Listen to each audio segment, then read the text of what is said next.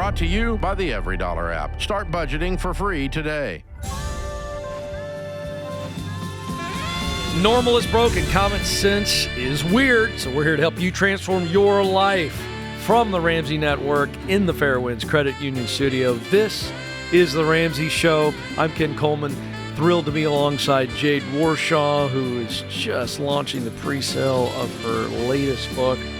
Oh, we'll talk more about that, and it comes up just about on every phone call, so good stuff there. You ready to go, my friend? Indeed. All right, she's fired up. Let's go to Marcus in Orlando, Florida. Marcus, how can we help today? Hey guys, how are you guys doing? Doing well, sir. What's going on? Well, I'm in a situation where I used, those credit cards that have the promotional rate of 0% for 18 months to 24 months. Mm-hmm. So I did that about 18 months ago, and it's almost that time where those high interests are gonna start kicking in again. Uh-oh. And I have about, I don't know if I did my math right, but I think I have around 40,000 or 50,000 gosh. in total debt. But in the credit cards that have the 0% promotional period right now, is only holds about, I think it's 12,000. Okay, so 12,000 is on the really bad card. Yeah, Okay. so 12,000 is on the 0% right now, but it's about to expire, the promotional rate. And I have like a 10,000 on a personal loan. Mm-hmm. That's like around 14% interest. Mm-hmm. And then I have other, like the car, I still owe 16,000, but and then I have like a medical debt that I put on a care credit, which is like 22%. So I know I can't transfer at all, but my question is it smart to, try to do like a big personal loan so I can consolidate majority or all of this debt, or should I try to leverage the 0% promotional and just keep getting newer credit cards and keep repeating the cycle every year and a half? Yeah, in theory, mathematically, I could see why you would say that, because you're thinking, hey, I'm going to move it to a place where there's zero interest. But you've already told us that your behavior would not support that decision, right? Because you got a 0% and you had a certain amount of time to pay it down before it shifts, and you didn't do that. Right. Right. Yeah, I couldn't do it because of reasons. I don't know, just my teamwork with my wife is not the best. Mm-hmm. So listen, there's always going to be a reason. There's always going to be something that pops up. I can tell you that right now. That's why I don't think this is good for you. I think for you, feeling that pain is a good thing, because you're going to have to do this the old-fashioned way, which is listing these out smallest to largest. By the way, how much was the medical debt? Was that like 5? How much is that? The medical debt is a total of about remaining 14 plus another 4,000, so about $18,000 is what's left. Okay. Okay, yeah, 50. So, yeah, you're going to have to list these out smallest to largest. That's how we do it. And just tactically, you're putting minimum payments on everything.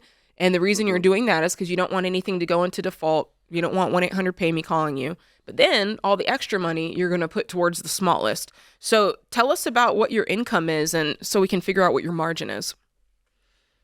Yeah, so I've been trying to do that, but I've been struggling to even get the $1,000 emergency fund, but I'm hoping that by end of next month I should have that already. What's causing you to struggle with that? Oh, it's just kind of like that bad communication with my wife. Yeah, but what does that look like? When you say bad communication, what is it? You say we're saving $1,000. She says H no and goes out and spends the money anyway. What's happening? So I tell her my goal is for us to save $1,000 emergency fund before starting to attack these credit cards. Mm-hmm. And she'd be like, oh, okay, but then as we're going about our lives through the month and we run short on money, I tell her like we can't, be spending, and then something happens, like I don't know, like maintenance on a car So or something like that, and then I have to Marcus. Jumping in real quick. I'm not going to get in the way of you leading him. Ken, I need you to go on and get in there. I got to speak to something. This is about the second or third time in the call you said we have a communication issue. You don't have a communication issue. You have a plan issue. You guys don't have a plan. In other words, when you say to your wife, "Hey, babe, I'd like us to get to baby step 1 and save $1,000," she goes, "Okay, great," but there's no plan by which we're going to do it. There's no change of behavior in order to meet the plan. There's no plan. So I just want to quickly jump in and say, you got to change your language, because this is not semantics. This is actually what's frustrating you and maybe frustrating her, is that we've got some want to, but we don't have any how to. So I hand the ball back to my colleague, but that's the problem. So you need to listen about how one goes about creating a plan and executing on the plan. This is not a communication issue. Stop saying that. I agree. I think it's more of a, like Ken said, it's a plan issue, and are you in agreement on how we're going to do this? Do you guys have a budget? It doesn't sound like it if you're running out of money. So that's what I was trying to say. It's just that, so the plan that I had was, okay, here's his budget of how much we're allowed to spend. But, so that's why I say there's a communication issue, because when I say, okay, this is our budget. Let me tell you why. I'm going to tell you why. It's because the same way that you're grown and you wouldn't like if somebody came to you and said, here's what you're going to do. You wouldn't like that very much, would you? There's your problem. Because somewhere in that, your wife is going, I'm sorry, what? Right? You're bringing her the plan. You're telling her what we can spend. You're telling her that we're saving $1,000. You're telling her this is how we're going to do it. But I haven't heard where there's the two of you working together to decide together, here's what we think we need to do. Here's how we're going to do it. Did you see what I'm saying? So I think that's where the breakdown is. If you're feeling it as a communication issue, it's not a communication issue. It's a teamwork issue. Because you have counted out your teammate and said, I'm just going to run with the ball, and nobody wants to play like that. So I think that's what you've got to get to the bottom of. You still haven't told me what your income is every month. Doesn't know. Oh, so it's about $6,000 monthly. Okay. That's my take-home pay. About. We got to remove that word. But it's a little bit more, like $6,000 and like $60. Okay, and that's from both you and your wife. Does she work outside the home? Her monthly income is about, it's $1,600. $1,600. Okay. Yeah. You guys need to sit down tonight. That's your homework. I don't think you really do have a budget. Maybe you wrote something down once, but I don't think you have an every dollar budget. So we're going to get you hooked up with that. And the conversation is, you take her out on the town, and you start talking about the things that are important to you, a vision. Start with a vision, start with a why, and see if you guys can connect on that. Here's the 3. Can I jump in? Hit it. You got to say where. That's the vision. Vision is where we're going. Purpose is why we're going there. And mission is how we get there. Together. There it is. 3 things, couples. Where, why, how. Figure it out. Get on the same page, or you're never going to win this game.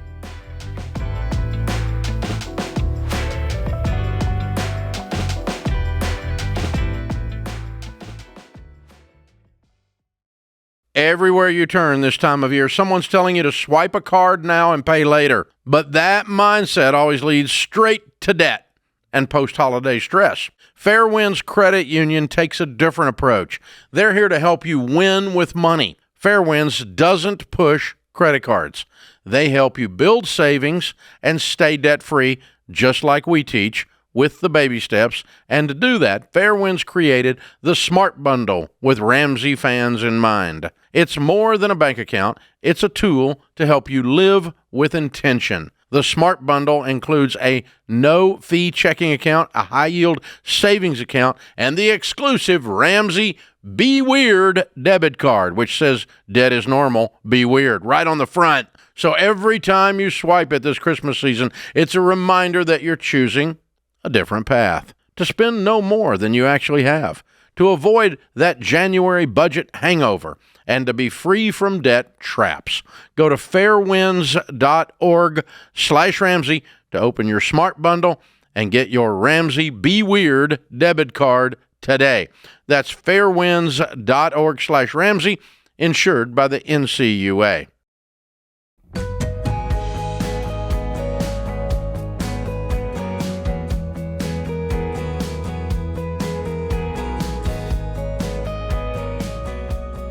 Okay, can I get real with a lot of you right now watching and listening, and you're trying this stuff out. You're trying. Like, the baby steps make sense. You get it. But the reality is something's off. And it's not the math, like you're working the budget, but life is throwing curveballs at you. And not only is life throwing curveballs at you, it just gets you down. It's discouraging because you make a little bit of progress, Jade, and then all of a sudden you feel like you went backwards. You go, wait a second, I didn't go out and get a credit card. I didn't go buy a car. We can get some loan. Okay, I know there's a lot of people that are going, okay, Ken, you got me. All right, now here's the deal. You haven't failed. But you got to realize that this money game and the way we teach it, you can win, but it's not all math. What am I talking about? In other words, there's real life emotions. You are a human being who's trying really hard to be disciplined, and this is really hard to dig out of this stuff. Absolutely. And Jade knows this. I mean, our debt-free journey, nowhere near the length and the amount that Jade and Sam paid off, and that's why I'm excited, by the way, about our new book. It's titled What No One Tells You About Money. Well, what is it, Jade? That's a really fun title. Okay, you hooked me. Nobody tells. What are we not telling people? Nobody tells you that the things that we're asking you to do, which is make changes with your money, it's very emotional. It's not easy. It's emotional to listen to this podcast, and now you got to go home and get your spouse in the same place that you're on, and it's conversation and argument and talk after talk. That is an emotional process, right? It's emotional when we say, hey, you've got a ton of debt. You know what you're not going to be doing? Going to a restaurant, getting your nails done, buying anything new. Like that hurts our feelings. That makes us sad. It's tough when somebody calls in and we say, I'm sorry, your mortgage is too big a piece of your income. You might have to consider selling. Oh my gosh, the disappointment, the guilt, the shame. Half of what we're facing, Ken, is emotions. And that's why this book is only about that. That's right. By the way, it's not numbers. The very first Ramsey book, some of you have been with us a while and going, why this money book? I'll tell you. Very simply, no other Ramsey money book has ever taken on with an honest, in-depth look at the emotional side of money so that you know what you're going to face.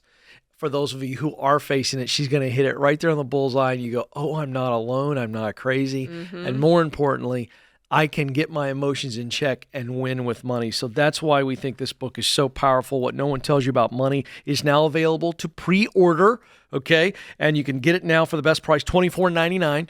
And you're also going to get over $100 in free bonus items, including the enhanced audiobook. Do you sing in this at all? No, but I will say this. That's a shame. I'll be honest. I will say this. A little disappointed. Well, I'll say this. All of the chapters or all of the sections are song titles. So it's kind of a little game there. This is exciting. But more so than that, even if you're like, hey, I don't really, Jade, care about the content of the book. But if you just want tea on me and Sam, the whole book is story driven. This is true. So you're going to get story after crazy story. Although there needs to be a bonus Ramsey episode for me and Stacy to talk about what we learned about you and Sam at a dinner with you. These are two of the most interesting people you've ever met in your life. That's all I can say. But back to the book, you get so many things, including the enhanced audiobook, early access to the ebook. You get an exclusive video, your financial checkup with Jade Warshaw, and also a 3-week online book club, access to that with live Q&A. You can get the book and all of the goodies I just went through at RamseySolutions.com/store, RamseySolutions.com/store. And if you are listening, you got to see this book cover. I talked about this the other day. Guns out, folks. Jade has been hitting the gym, and the shoulders are in full effect here. I mean, unbelievable. To the point that I feel like I have to have my next book cover. I got to wear a sleeveless shirt and really rock the triceps. The point was to intimidate you into getting your money. I'm already in the gym. No, but nobody's noticing. They're just like, wow, look at her arms. So I'm just getting that out of the way, folks. She looks fantastic on the cover, but a lot of fun. It's a great book. Go get it now. RamseySolutions.com/store. Jackson joins us now in Greenville, South Carolina. Jackson, how can we help today? Hey, I'm calling today just with a few questions as far as I'm 20 years old and I've gotten to a bunch of debt. And I'm having fun. You know, when I was younger, I didn't have a lot of things I wanted. And now growing up and getting some money in my pocket, I've been buying a couple of things that I wanted. And I'm currently $52,000 roughly in debt. Now, is the 52 all with these toys? Well, one of them's my truck. Okay. So that's, my way to get to work. How much do you owe on the truck? It's roughly $13,000 on the truck. What's it worth? I don't know exactly what the truck's worth. There's a few cosmetic things I need to fix on it from just using it over the years and, towing things and doing other stuff with it. But I'm sure I could probably get close to that out of it. What's your monthly payment on that? It's $390 a month. Okay. Well, I'm pulling the facts here so Jade and I can weigh in. What other debt do you have? So that's 13 for a truck. What other debt? Sir. List them out. So the big one here is my side-by-side. It's $31,000 roughly in debt. 31 on the side-by-side. Oh, boy. Yes, sir. And then about $8,500 on a boat. A boat? Man, do you have a woman in your life?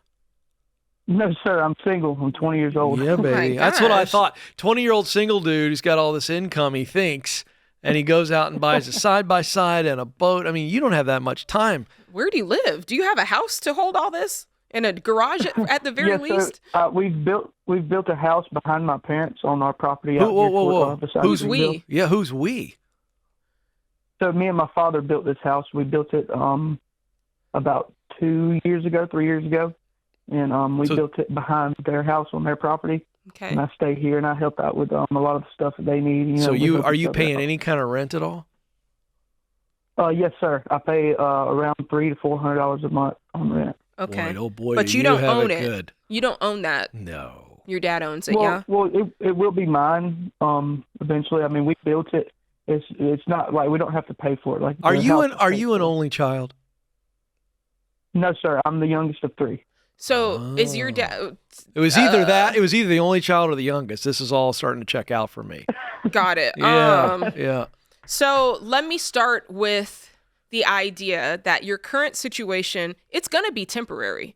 Like you living in this little offshoot of your parents' house, you paying say $300 a rent. Well, it should be temporary. I agree. I wonder if it will be. Because the minute he meets a fly young lady, a pretty young thing, he's going to be thinking, okay, I want to get married one day. I'm going to move off of this site. So I just want to put that picture in your head that where you're at now is not going to be it forever. So how can we set you up to go towards the future? Fair enough? Yeah.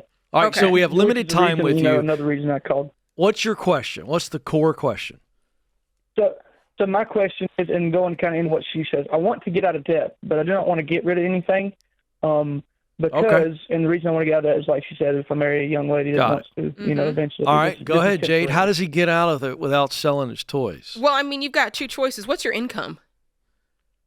So I make roughly $60,000 a year. That's without working overtime, and usually I work a good bit of overtime. So here's the problem. Usually I might find a way and say, hey, if you could, work extra and pay all this stuff off, keep it. But in your case, you have too much money tied up in things with motors. And those things tend to go down in value, as you're probably already seeing. You're right side up in your truck so far, but you can probably see your side-by-side going down. You might even see that your boat's going down. You make $60,000 and you got $52,000 of debt. That's way too much. So if I were you, I'd probably hang on to the truck since you only owe $13,000 on it.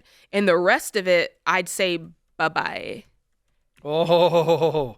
Bye. Oh, very nice. I don't even know what a side-by-side is. I don't either, but I know it's something that you drive on. I'm going to look it up. On the prairie and on land. So there you go. Okay. Oh, it's a a golf cart. Okay, that's different. Okay. So yeah, you definitely don't need an off-road golf cart. No, I mean, you must, let me put it like this. You must sell the side-by-side. That's got to go today. Oh, What's boy. it worth? So right now, as it sits, it's probably worth around $25,000 to $26,000. Yeah, got to sell that today. And what I would do, you do have some time, save up the difference so that you can break even on it and sell it. And then, yeah, I'd probably keep the truck. I don't think you're going to get anything much cheaper than that, and you're even on it. I think I'm okay with that. But you got to get rid of the boat. You're 20 years old. You don't need a boat. Rent a boat. That's tough, Jade. I might let him pay off the boat, get rid of the side-by-side. Come on, man. He's definitely got to get rid of the side-by-side. Who needs an off-road golf cart?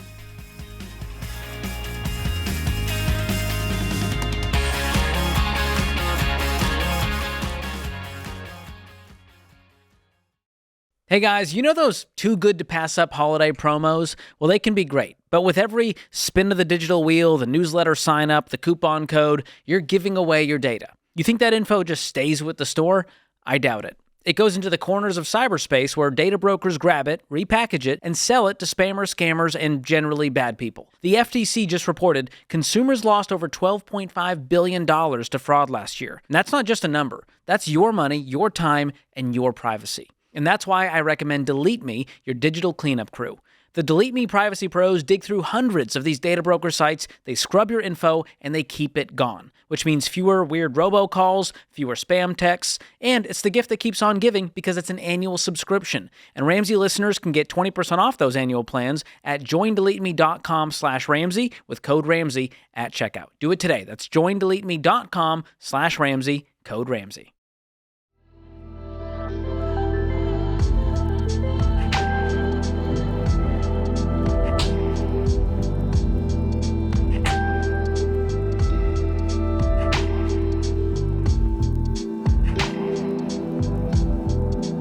All right, Joshua is up in Denver, Colorado. Joshua, how can we help today?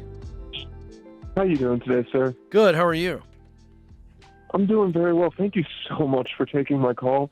I was in a really, really bad car accident and at the end of June. I work for Lockheed Martin, so luckily I get to at least be on disability, but we're running out of money massively fast, and I'm just horrified that I'm going to let my family down and that I'm going to just make problems for us that we're not going to be able to overcome. Okay. And I'm not really sure what to do. All right, well, we're going to walk this thing through with you, okay? So first of all, so sorry that you've gone through this. How are you doing physically? Well, I was not breathing, unconscious, and bleeding out when they put me on the flight for life. They told my mother and my fiance that I would be lucky if I was a vegetable. And then I also had some other pretty serious complications a couple months later. I almost died twice in the last 5 months. Oh, my gosh. What are you? So how are you now? I have a surgery tomorrow. My left arm doesn't really work. I definitely got some unfortunately significant brain damage from it. Okay. Wow, but like I can't be anything but grateful. Like the Lord has done more than enough to save me, and I'm in debt that I could never repay to Him. Awesome. So I guess I'm doing okay. Okay, so did you get married, or are you still planning to marry the fiance? I actually had set up a camping trip for both of our families so I could ask her father to actually marry her for officially right before the crash, and then the crash happened. So I'm trying to figure out how to ask her father to marry her. But yeah, I absolutely intend to marry this woman. She's absolutely the best thing that's ever happened to me. Okay. All right. And then, because the reason I asked that question, you said you're worried about letting your family down, but as it stands right now, the only person you're responsible for is you, correct? I also have my daughter. Okay. She's not my biological daughter, but I have full custody of her, and she is my daughter. She's my baby girl. Totally get it. How old is she? She is about to turn 15. Okay. And do you two live together? Sure. Do you own a home, or are you renting? My mother actually owns the home that we are renting currently. Okay, that's really good news right now. And then how long, is there a limit on your disability payments from Lockheed Martin or from insurance, whatever your situation? I don't really know how that works. I'm on short-term disability. My doctor was saying I need to transfer to long-term because he doesn't expect me to recover for a while because there's a lot. Yeah. And so what income, what do you have right now? We're going to start walking through some numbers. What income are you receiving right now? have intermittently provided me like $615 per week, but they denied my claim while I was in the ICU and I was in a coma, so I couldn't really do much about it. No. And it really set a lot of things back. So like they didn't do any back pay on it or anything. So there was a big hole in finances. Like I'm pretty much out of money. I think I have $1,000 left. It's not even $1,000. When you say they denied it, was that when you were first trying to collect it? They denied it, and now they're paying it out, or have they stopped paying it out now?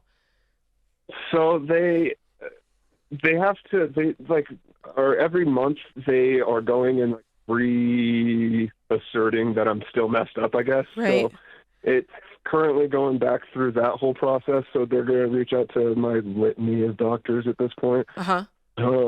But so you're currently receiving nothing. Is that what you're saying? You're currently receiving nothing?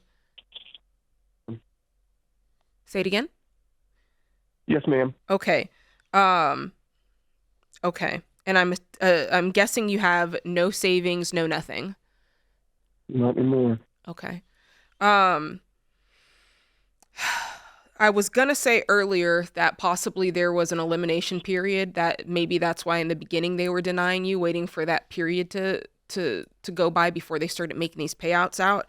I think the only thing, how long has it been since the wreck? You said June or July? It was June 30th, so it's been almost 5 months exactly. Yeah. But if they were paying you at first, and then every month you said they stop and make sure that you're still fit for eligibility, basically. And who is they? Is it the insurance that you had through Lockheed Martin? It's Sedgwick. Mm-hmm. Okay, but it's through it's Sedgwick and New York Life, and I have to not verify, but do everything through both companies. And do you have anybody at Lockheed Martin that's essentially your advocate in HR that's helping with this? Kind of. It's really hard, like, because the HR lady that I have been in contact with, she can't really do much. Right. It all goes through Sedgwick, so she's kind of powerless. Okay. And what's that process? Is it just you submitting a letter from your doctors? What is it that they're asking for that you're not able to provide? So they have to reach out to all my different doctors and surgeons and verify all of the different portions of the claim, I guess. Mm-hmm. I don't really understand what they're doing, but yeah. Do you have someone like your mom, a friend who's also helping you with this and being a bulldog on insurance? Not really. That's my what you my mom need. is helping me as much as she can, and my fiance is helping me as much as she can, but we're all kind of illiterate on this stuff, so it's not very helpful. And here's the problem. Neither one of us are insurance experts. Mm-hmm, so the only way we can guide you today on this insurance stuff is tell you what we would do. And if I was in your shoes, I've got a fiance who loves me. I got a mom who loves me. And it's like, they may be illiterate, but let's become as literate as possible. But let's go find an advocate. Let's go find somebody at the insurance company who is either going to become a champion for you, or they learn pretty quickly. I'm going to hear from these people 17 times a day because unfortunately we are and if this doesn't piss you folks off, it makes me about really our health mad. care insurance, I'm holding myself back because I wish I could get every Republican and every Democrat in Congress in this studio right now to listen to this young man, because this is the biggest bunch of crap that I have ever heard in my entire life. For him to be going through this, Jade, I understand, and having to do this and call us, and he's and coming we're in and out of powerless. comas, and they want him to turn in paperwork. Yeah, and we gotta go verify with doctors all the time.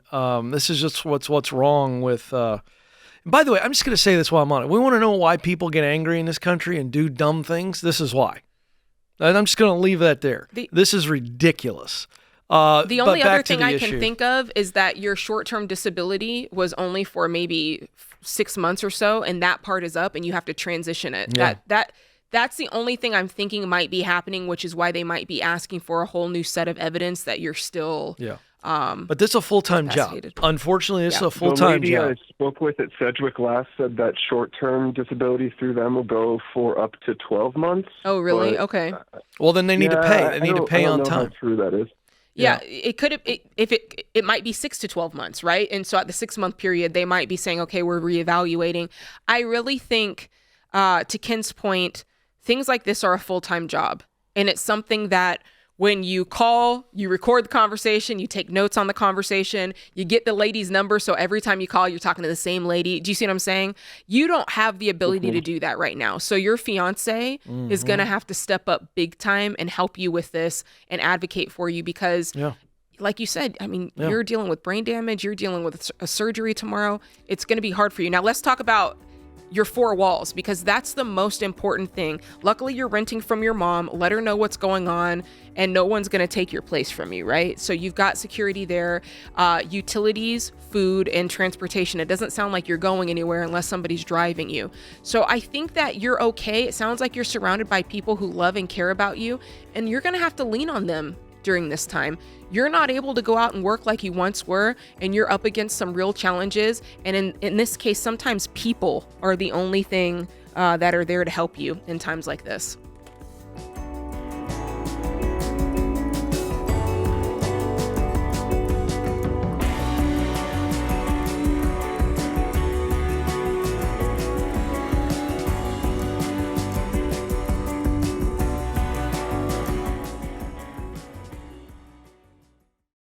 Times are tight, and one of the easiest ways to save more money right now is to stop overpaying for your phone plan. Boost Mobile gives you one low monthly price, just $25 a month for unlimited talk, text, and data. And that price never goes up.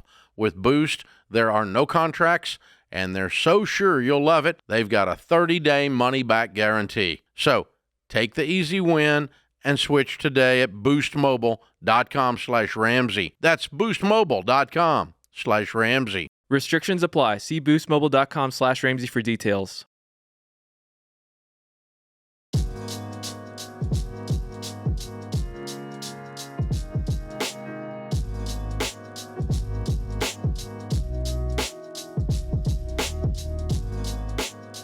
Let's go to Detroit next, where Kim is waiting on us. Kim, how can we help today? Hi. I am expecting a 6th baby soon. Whoa. Whoa. Wait a minute. Did you say 6th as in the number 6? Ooh. That's the one. Kim. Wow. You are a hero. I know, that's right. I am Wonder tired. Woman. What's going to be the age range? We have an almost 12-year-old down to a 1-year-old. Oh, my, oh, my. Holy moly. Would you like me to get on the phone with your husband and tell him to leave you alone? I mean, if you wouldn't mind, that'd be lovely. Tell him to rewind the show today. man. Hey, pal, leave her alone. She needs a break. Well, in his defense, he was gearing up to get a vasectomy, and we just didn't get that far. So. You love each other. What can you say? Have we made that appointment, though? Is that on the books? Oh, I wish. I don't know what he's doing. So. Kim, you're a good one. You wow, are a good I'm proud lady. of you. All right, I'm sorry. I'm having a little fun here. I always we are. represent the American people. I say what they're thinking. Okay, how can we help today? Right. So 2 of my biggest concerns right now is the fact that we lease a car through my husband's work, and we only have the one car, and it is a 7-seater, so not going to fit 6 kids. My other issue is the fact that we're essentially in a 2-bedroom house and running out of space very quickly. You think? You're in a 2-bedroom house? Yeah, With well, 6 so my kids. husband, he works from home, and so he uses one of the pseudo bedrooms as an office. So my thought is we can plunk him as quickly as possible into the basement, where we anticipate getting at least 2 bedrooms put up and his office built down there. But there's a lot of work that has to get done to the basement before, like, rooms and things can be added down there. How many square feet is this place? It's only 1,400. It's not a lot. It's manageable. Do we have, okay, but hold on, slow down. Do we have the money to We be have able no to money. make these? Okay, so we No, have, I we have thought no that money. was the case. So here's the deal. There is no expansion of the house for No. him. He's going to a place called a coffee shop. What kind of work does he do, and what does he earn? So he makes about $75 a year, and the problem is, like, sometimes he's on the phones and stuff like that, so, like, he has to be in, like, a quiet, secluded area. There's all kinds What of kind stuff. of work? What kind of work is Sidewalk, it? There's it's the like back customer alley. service for Volkswagen. So Oh, what service? it's like a customer service. For Volkswagen. Okay. Yeah. How long's he been doing that? For about 6 or so years now. Okay. And do you do any work other than working from the home? Do you do anything outside to get a check? How could she? So I don't think so. I'm just asking. I fill as much space as I can. When my husband's not working, I'm walking dogs. I'm grooming dogs. We do boarding at the house just to add some extra income. You do boarding at the house? Where there's no bedrooms for the children to sleep? I have a great idea. I have a great idea for you guys to make more money. You guys need to be on the phone with some reality show producer because I feel like your life is a reality show waiting to happen. Oh I man. always told my husband we would make a really great sitcom. I know you would. Oh, 6 I'm kids and telling 60 you. dogs. Yeah. I'm exhausted already just talking to you. Man. Okay, well, I like your hustle spirit. Like, I like the fact that you're like, hey, I'm going to get money doing what I can. I love pets, so invite them over. What do you, on a good month, what do you make from your side hustling? So from grooming, I do about 2,000. With boarding, I do about 1,000. Walks are harder for me just because it's more of me out of the house. So usually it's like maybe a couple $100 a month or something like that. So. You're pregnant with your 6th. I'm tired. Yes. Stop walking the dogs. Okay, so what is the core question you called with today? Because now we have a pretty good idea what's going on. I'm trying to systematically. I feel like the car is going to be the biggest thing as far as what we need to do first. But I looked at places that could offer us a car that's going to fit everyone, and they're looking at if we put no money down, we're up to like $700 car payment a month. Right now, we pay $275 for this lease, and I'm like, I don't know how to find a car that's going to fit everyone with like zero money. We're on baby step 2 right now, so I don't know. What other debt do you have? It's about $30,000 in consumer. So there's like $8,000 on one card that my husband has that went to collections. We have another $5,000 that went to collections that he has, and then. And what was this money spent on? Is this just you guys surviving? No, it was that my husband spent it on garbage. On what? On what? On garbage. Okay. So yeah, because hold on. I want to pause for a second here. Sorry. Okay. You guys are making enough money. Yeah. Yeah. Between his 75 and let's call it And your your 24, that Yeah. you guys don't need to be spending money on credit cards. It's not like you need that money No. to live. You guys are just I being agree. ridiculously careless. Yeah, and I truthfully, totally agree. you don't, Ken is right. You're doing all right, but you don't have a lot of margin for error here. I just kind of calculated. So what's he bringing home, like $4,800 a month? Yeah, give or take. Okay, Yeah. and yours is so you're $6,800 a month, which doesn't sound bad, but there's 8 of you guys. So that goes fast. What are you paying? What do you pay for the mortgage? $1,450. Okay, that's fine. And do you have like an actual budget? Could you tell me today, like, here's the margin at the end of every month that we have? We have like about $2,000 margin after all of like the necessities. Great. So the key to this is you're going to have to save up to get something because you already know that debt's the problem, right? So you can't turn around and go into debt on another vehicle. How often are all of you piling in the car to all go to the same place? So because I'm predominantly a stay-at-home mom, I'm the chauffeur. So like the kids are with me a good chunk of the day, except the older 2 who are in school. Mm-hmm. But because it's also our only car, if we go see family, if we go do anything, we're taking everybody. Well, but Yeah. guess what? Guess what we're not doing? We're not going to see anybody. We aren't going to go do anything until we get this thing right sized. Yeah, I think so. Everybody's coming to you. My goodness. I Yeah. think you got a good case to make. I think so too. Now, this lease, when is it up? It's up any minute.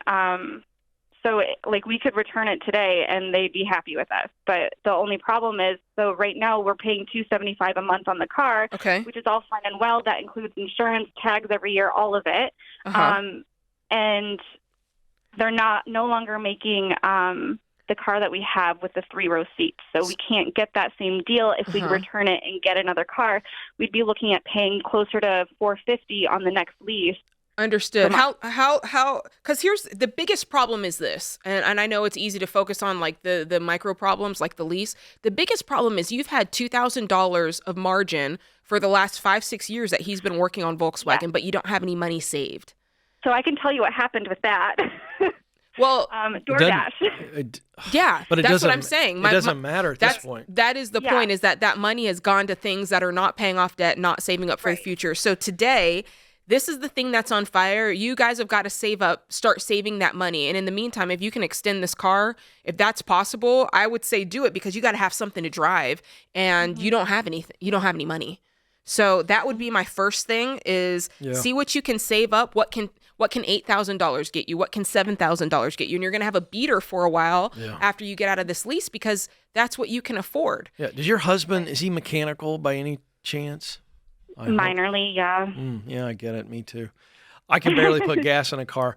But here's, I'm going to get creative if I'm you, right? You know what I'm doing? What are you I'm doing? finding somebody in their local community, their church, who's like really good at working on Chevys or Fords, and they live in the Detroit area. Okay. And I'm going to go find me an old Suburban, something in the early 2000s. No, seriously. That's got enough seats. Yeah. And we're going to Make it happen. We're going to go get a $5,000 Suburban and find a good mechanic who isn't going to rip us off, who will give us a deal. My point is, you have to get creative and innovative when you are in this situation. And people will feel for if you go, hey, we've been dumb. We've got some debt we're paying off. We got a 6th kid on the way. Husband's going to go get snipped soon. We're solving that problem. We need this. And we share the problem. And we go to the local community, whatever it is, and we say, help us. Yeah. And if you have a good church home, put the word out. You don't somebody's just like got make something. excuses and go, well, we got to go down this. And I know you're not. But I got to tell you, I'd have Hubs watch this back on YouTube. And I'm not knocking you, my friend, but you got to step up. You must. You're the one that went out and did this on credit cards. Now you need to go out and not sleep and work and pay this off. Go get yourself a car. My goodness, step up. You got 6 kids.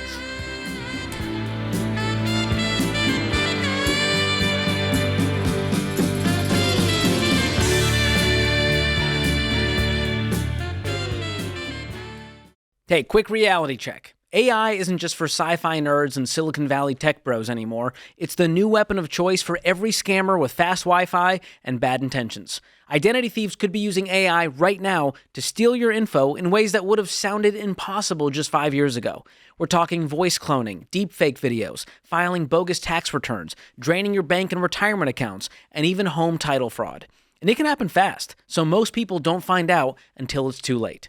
So as someone who has had his identity stolen before, I don't mess around. I use Xandr ID theft protection because it keeps up with today's threats without the crazy price tag other companies charge. You get real-time monitoring across your whole financial and digital life, and if something does go down, they'll give you the full white glove treatment, like 24/7 restoration services by pros based in the US and up to $2 million in stolen funds and expense coverage. So you don't need to live in fear, but you do need to be smart about protecting your identity from thieves. So go to Xandr.com or call 800-356-4282 and get yourself protected today.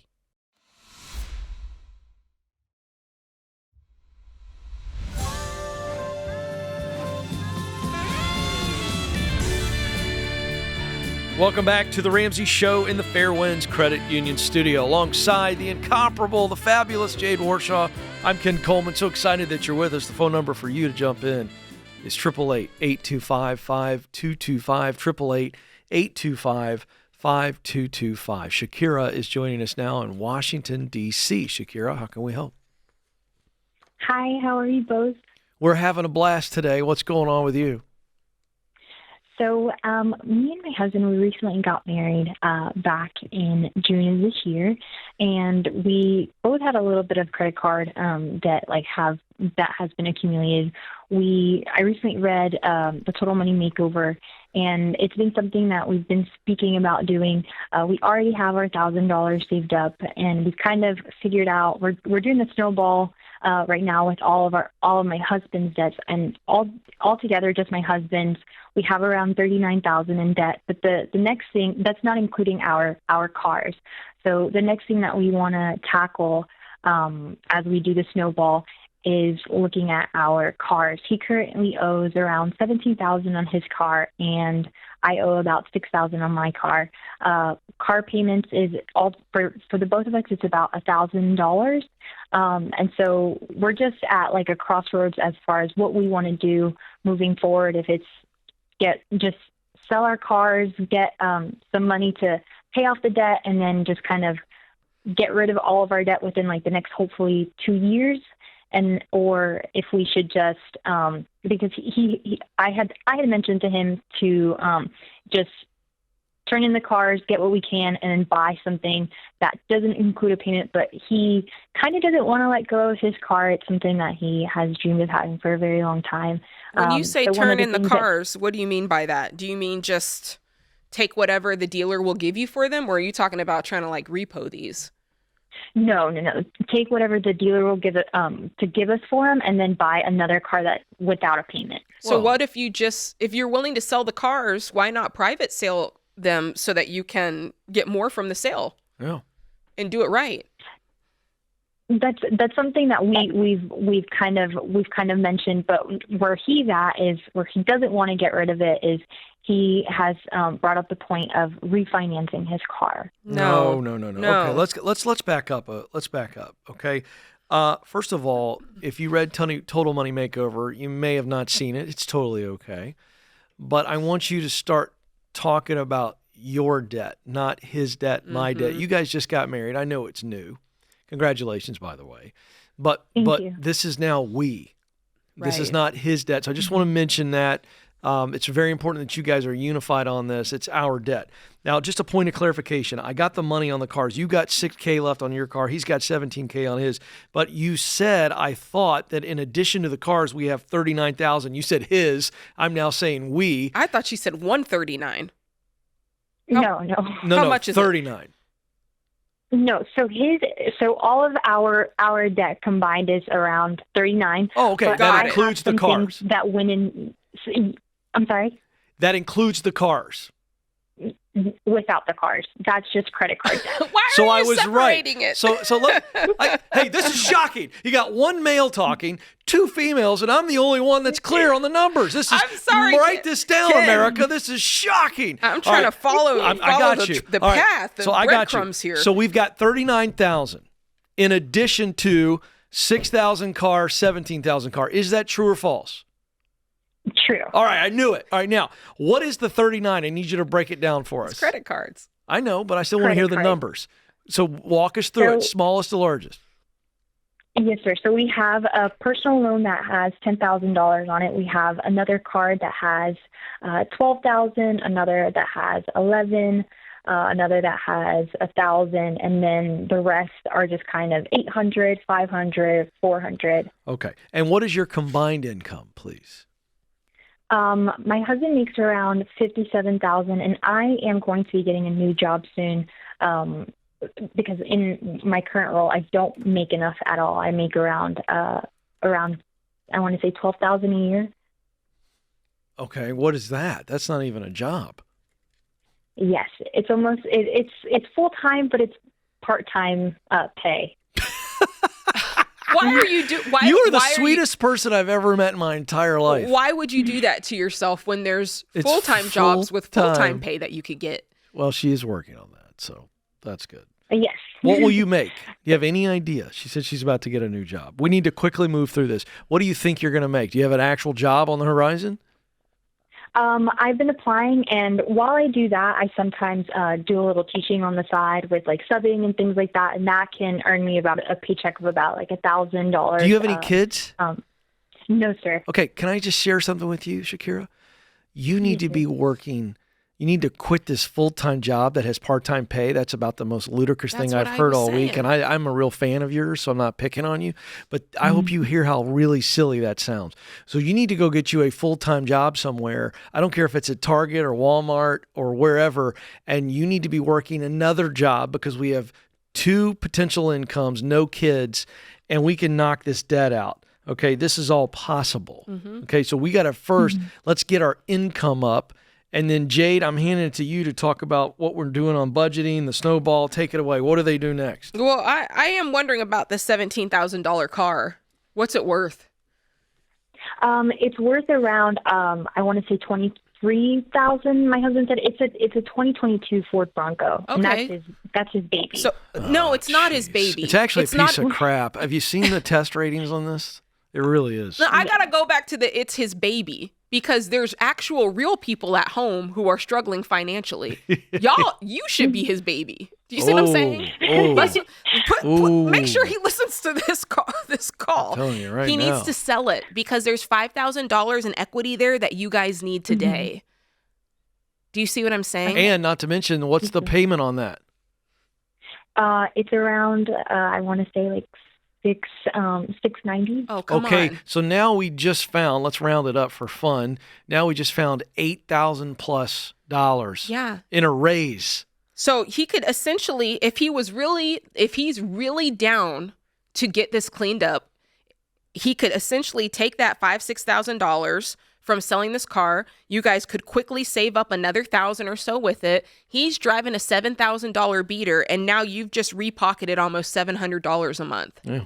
What about that? And you're paying off those 3 small credit cards in 3 months Lickety-split. minimum, just with that payment. But now that you're working harder than you've ever worked before, you're busier than a one-arm wallpaper hanger. That's how busy you are. Ooh, that's busy, Think Kim. about that poor guy trying to hang wallpaper with one arm. That's a lot of work. Focused. All right, He's that's focused. So, like, you guys can knock this out. I'd keep your $6,000 car, because that's reachable pretty quick. Yep. And you pay that off. So he's got a $5,000 car, and you've got a $6,000 car that we're going to pay off. This is all doable, but you guys got to get super serious. Sacrifice. Sacrifice is the name of the game. You're not getting out of this without sacrifice. There's no getting around it. That is part and parcel to this whole debt-free deal.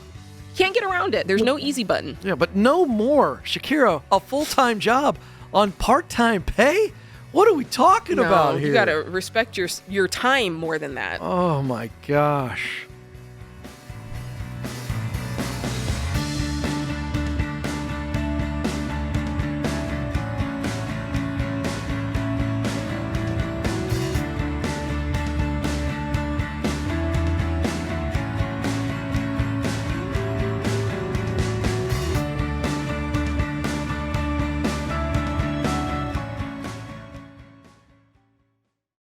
If you run a small business or work for yourself, health insurance isn't just a personal choice, it's a business decision. And the wrong plan can wreck your budget fast. Right now is health insurance open enrollment, and if you want your coverage to start by the first of the year, you've got to sign up by December 15th, and I recommend using Health Trust Financial to help make your game plan. They've helped families and business owners for over 20 years, and they're the only Ramsey trusted health insurance advisors. Health Trust Financial Advisors cut through the confusion, explain your options in plain English, and help you find a plan that fits your life stage and budget. Most Health Trust Financial clients save hundreds of dollars a month, money you could reinvest into your business.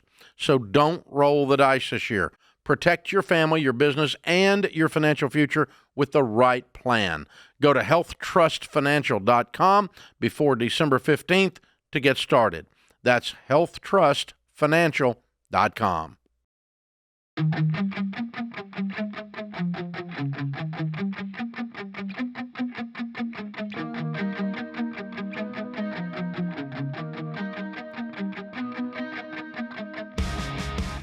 Hey, folks, if the show is helping you out, we'd love for you to help us out. There's no better promotion in the world than real people who say, hey, I'm listening, I'm watching this. So a share, a like, and a subscribe on whatever platform that you're enjoying the show. We would appreciate it so very much. Thank you. Brittany is up next in Portland, Oregon. Brittany, how can we help today?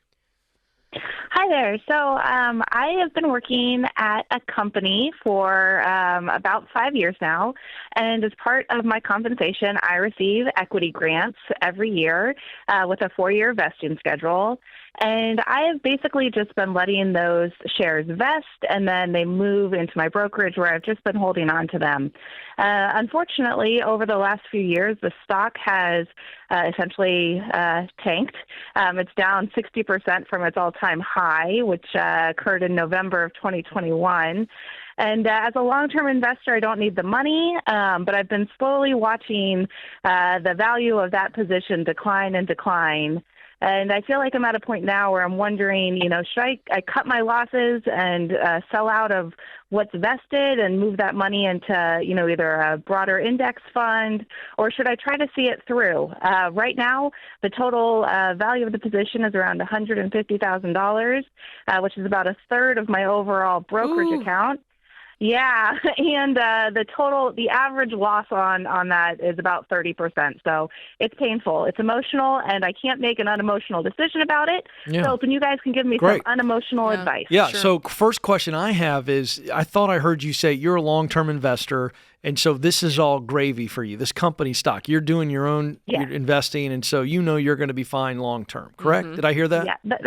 That's my hope. That's the goal, yes. All right, then the next question that I would have, and I'm answering this as if I were you. So I have no emotion in this, so I'm going to, okay, what would I do? All right, so what I would do is I would say, what do I know?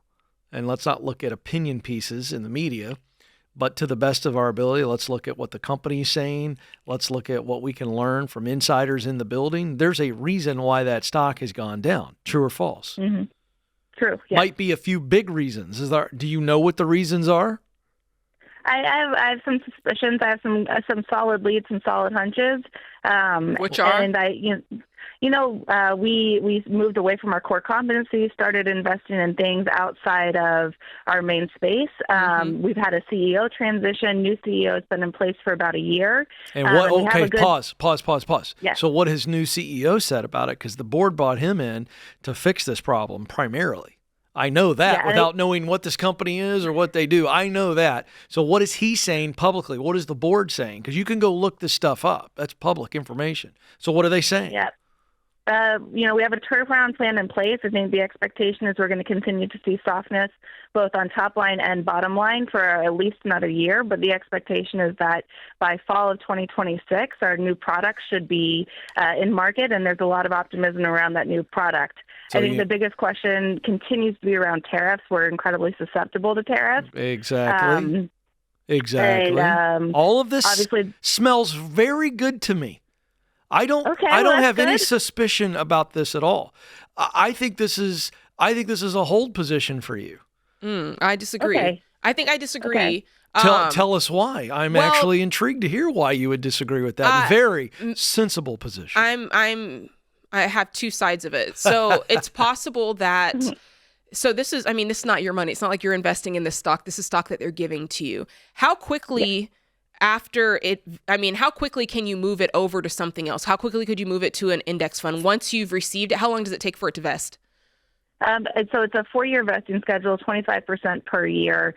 And then, like I said, I have $150K that's fully vested, just kind of sitting in the stock. I can move out of that as quickly as tomorrow. If you wanted to sit on what's currently there, it wouldn't bother me, but moving forward, what I would do is the moment it vests, I'd move it to an index fund or I'd move it elsewhere because I don't want money invested in single stocks, especially in a company that's very soft right now. I just would never tell somebody to invest their money there. Therefore, I also wouldn't advise somebody to necessarily. But she's not investing her money. I understand it, but it's the same principle. I wouldn't necessarily advise somebody to leave their money there. Now, that's why I said if you want to keep the 150 there for now and see if it regains, but going forward, I would move. Yeah, I don't have a problem with that. Do you see what I'm saying? So I was just talking about what I was addressing. I'm not increasing my losses going forward. That's fair, and I don't disagree with Jade on that. What I was addressing is what you called about, I thought, to say, what do I do with this current stock that has lost all its value? And if it were me in your situation, I agree with what Jade's saying in the future, but I'd say on this particular thing, I'd give the CEO a chance. Let's see if a year from now they can get some of that back, and then you can move it. That's all I'm saying. And that's a unique situation. This is such a unique call. Yeah. In that situation, I'd probably wait and see if the company can turn things around for that reason. But I also wouldn't have the first problem if you said, I'm out. I was going to say, if I were in your shoes, I don't think there's any problem with you doing what Ken said or doing what I suggested. If I were in your shoes, I would probably move it. because I'd be like, I just don't want it in single stocks. And I've already taken a loss. I've already taken a hit. I'd rather this be diversified. That's just what I would do. In order for you to stomach it is why I said what I said, which is, hey, leave what's there, but going forward, make sure you quickly move, as soon as it vests. Yep. I'm just trying to, this is an emotional thing, Ken, It is. I was just trying to work through the emotional side of it. That's all. And that's why, again, the only reason I said what I said is because her emotion is where it is. And so it's like, you're not relying on that money. Yeah. This is what I would call found money. And I'd go, if you're emotional about it, ride the roller coaster a little bit longer, see if they get it back up. And that's so funny because I'm the exact opposite. I'm like, it's not your money, so there's really no reason to be emotional. I just move it and go, whatever. I have $150,000. How do I want to invest this? That's the way I think of it. You're playing with house money. It's house money. So I'm a little bit more aggressive with house. Oh, so we're betting. I'm not bet. Yes, she is in this case. She is. She's going, if she holds and doesn't move it, she is betting that the CEO and the new leadership and the analysis could end up playing out. I wouldn't take that bet. I wouldn't take it. And that's your prerogative. It is. She got two pieces of advice. I know. You got two pieces of advice, Brittany. What are you going to do, Brittany? You tell us. What's the word? Well, I think the good news is that it doesn't sound like there's a wrong decision here. There's not clear something that I'm doing wrong. And so, as an employee of the company, I think I'm going to try to be a little loyal, have faith, have optimism, and I'm going to hold. I do believe in the company. I do believe we're going to rebound. We always have in the past. So it's I'm going to poll the audience in the lobby. Just don't forget going forward that it's a single stock. Just don't forget that going forward. All right. Now, just for fun, we got probably 30, 40 people in the lobby. Yes. Lobby, raise your hands if you would go ahead and get out of the stock and cash out. Raise your hand.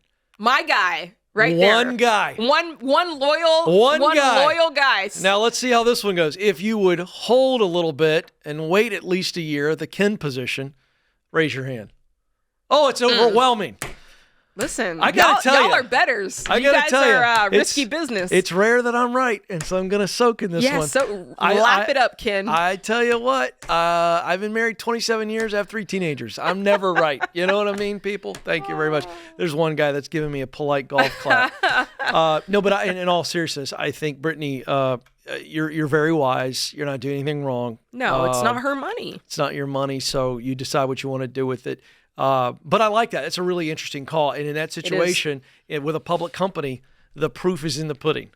And here's what I know about public companies. If this guy doesn't get it right, the next guy, then they're going to get somebody. There will be a next guy who gets it right. And so that's where my mindset is. So I'm thinking long-term play in this unique situation. But I loved your advice too. It's hard not to take advantage of that. And by the way, to fully come back to your point of view, going forward as she gets new stuff, I love that idea of going. Just moving it over. Thank you very much. And now I'll take it from here. And I'll take it. So I would do that as well, and I want to stipulate that. Yeah. I just was so stuck in my other position. Then now I can say. None of it was wrong. No, not at all. So very interesting stuff, and what a benefit to people who have that option. I know. Very Stock nice. options are very nice, very folks. nice. Hello. I got a friend. Very nice. I got a friend who shall remain nameless, who just recently left a massive company. Oh, yeah? And he cashed out, and boy, oh boy. Cha-ching. Oh, boy. He had a good day, folks. I had a good day just hearing about it, and I didn't get anything from it. See, that's a good friend right there. The afterglow of his stock cash-in was so nice that I even felt good. Afterglow. There you go, afterglow.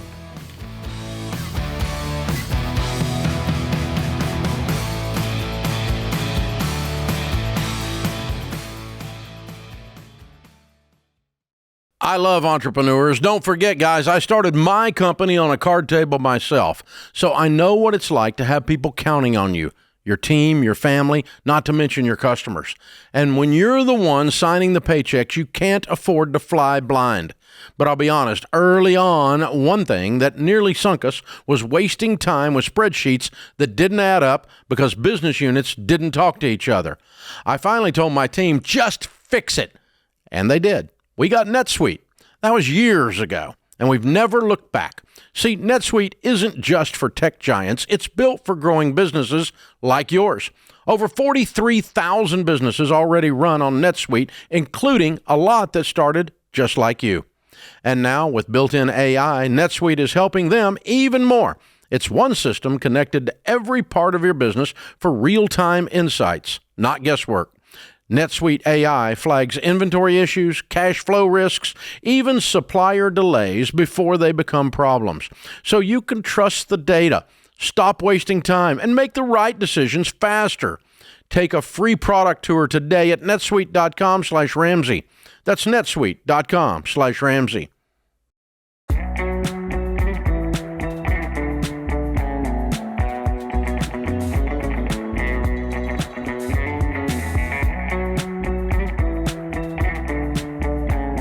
Anna is up next in Lexington, Kentucky. Anna, how can we help? Hello. All right. Me and my husband, we got ourselves in a pickle. We're spinning fast, young and dumb, But that's okay. God redeems, right? Yes. So essentially, we have about, I'll just do the numbers actually. It's about $106,000 in debt that's outside of our mortgage, and that's totaling up to about like $33,700 a month. But our house is for sale, and we'd be left over with about, I believe, about $12,000 or $13,000 left over if we sell our house at this price. Kind of like knock it all over the way and then keep on doing what we're doing about like strapping down and paying off our debt. So yeah, we just want to hear your thoughts on that and like. Well, where are you going to go after you sell your house? Yeah, so we really feel the Lord calling us back to Knoxville. That's where we were before, and we bought this house like we weren't fearful about it at all. It's beautiful, it's gorgeous, right? But it's really isolating, and we work from home. We have 2 beautiful boys. We have a nanny that comes in, and yeah, we just feel like we should be back in Knoxville for a ministry sense. And so you're not selling the house. But you didn't answer my question. You're selling the house in Lexington because you're called back to Knoxville. Where are you going to live, and how are we going to pay for that? Rent. So we're going to rent. Okay. Yeah, we can't buy the house in cash or anything, and we don't want to get in that same situation. So we'd rent, and we'd be looking at about $2,500 a month for rent. We make when we're in Tennessee, because of the income tax, we'll make about $10,500 a month. Okay, so very good income. And is that just his income or both of you? I wish, maybe one day. No, that's both of ours. So he makes about $100,000 or $100,000. Are you still there? Oh, we lost you. Yeah, we just feel like we should be backing up. Okay, Anna, are you in a storm shelter? Are you driving? We're losing you. No. Oh, you're losing me? Yeah, No. it sounded like you went in the janitor's closet. Okay, so your question is what to do with the... I tell you what, we're going to put Anna on hold. Yeah, and we'll let's see if we can get a better connection there. Let's go to Luke in Philadelphia. Luke, how can we help? Hey, guys. How's it going? Good. How are you, sir? What's going on? I'm doing good. So I'm going to be receiving an inheritance from my grandfather next month. It's going to be like around $85,000. I'm very blessed with that. My question is, being a Ramsey fan, I know that Dave always says to pay off the debt. So I was planning on paying off my student loans. They were about $56,000. But I was talking to my friends in a bar, so this is where all bad ideas start. I like where this is going, though. But he gave me some good advice. He was saying that I should invest it, I think, in like a low secure. I don't really know the stock stuff, but he was saying to invest it into a like a low security stock investment plan. So like the government, I think it's the government fund at like 4.5%. And I use Y-Refi for my student loans, so they're down to 2.5% interest rate. So I'm trying to I'm kind of leaning towards that because, keeping the inheritance for as long as I can is very appealing. Wait a second. Wait.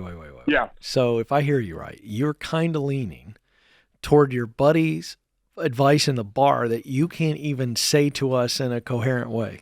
Well, because he didn't hear it in a coherent way. He That's heard what it I'm after saying. about 6 beers. Yeah. So Well, you're it was like 6. It was only 6 in the evening, so they weren't that belligerent yet. But I mean, I hope you hear yourself. Whether you were inebriated when you heard it or not, you couldn't repeat it to us in a very coherent way, and that doesn't really matter. My point is you got to see the irony in calling this show to ask us if you should take your buddy's advice that you can't recall over paying off the debt. I'm gonna see the balance of my time and hand it to the lady.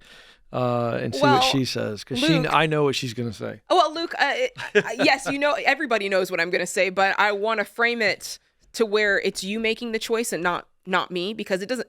Right. It's got to be you making the choice. So you have to ask yourself, what do you value? Do you value, and how do you see yourself managing money? Because if you're a person who says, you know what, debt's not good. I don't like the way I feel when I'm in debt. I don't like being slave to the lender. I'd like to have better sleep at night. I don't like this thing, over this shadow over my life all the time. If you value getting away from that, then you're going to say, there'll be other time to invest. This is my chance to break free. But if you say, you know what, I don't really have a problem with debt. I don't mind borrowing money. It doesn't really bug me. It's fine for me to leverage somebody else's money to get what I want. Like if you're that person, then you might say, well, yeah, I'm just going to take this money and invest it. If you ask us, we're going to tell you all day, every day that debt is not the way. It's stealing from you. It's stealing your monthly payment, even at 2.5% interest. It's stealing your peace. It's stealing your future. We're going to tell you that. But if you don't value then it doesn't matter what I say. You're still going to get off the call and do what your buddy 6 drinks in told you to do. You see what I'm saying? I get what you're saying. Yeah, the way I need to hear this from you in a bar and 6 drinks deep, and then I could really believe in it. Maybe so. Listen, well, you could pour yourself a tall one while we tell you this. I don't know if that helps. Let's think of it like this. Okay, so you've got 85. You could essentially do both. You could pay off the $56,000. Just think for a minute, Luke, how great that would feel for that to be out of your life. Because how old are you? I'm 26. 26. They're gone forever. Now you've got the rest of your working life, another 26 to 30 years, to not only keep the other 10 or so that's left, right? The other 15 that's left. You can go ahead and invest that, let it sit, do what your buddy said. Well, don't do what they said. Invest it in mutual funds. And then you have the next 30 years to invest 15% of your income and build wealth. You're going to be a multi-millionaire. Okay. So why not do both, right? Why not clear out the debt and be a multi-millionaire? I'll drink to that. I'll drink to that. This is why I called, because I was like, Luke, you're leaning towards your friend in a bar. And how much do they have? How much money do they have? they do better than me, but yeah. Ask them to show you proof. I don't mind that you're getting advice from your buddy in a bar, but it better be good advice. I want to know that they are killing it. So, my goodness.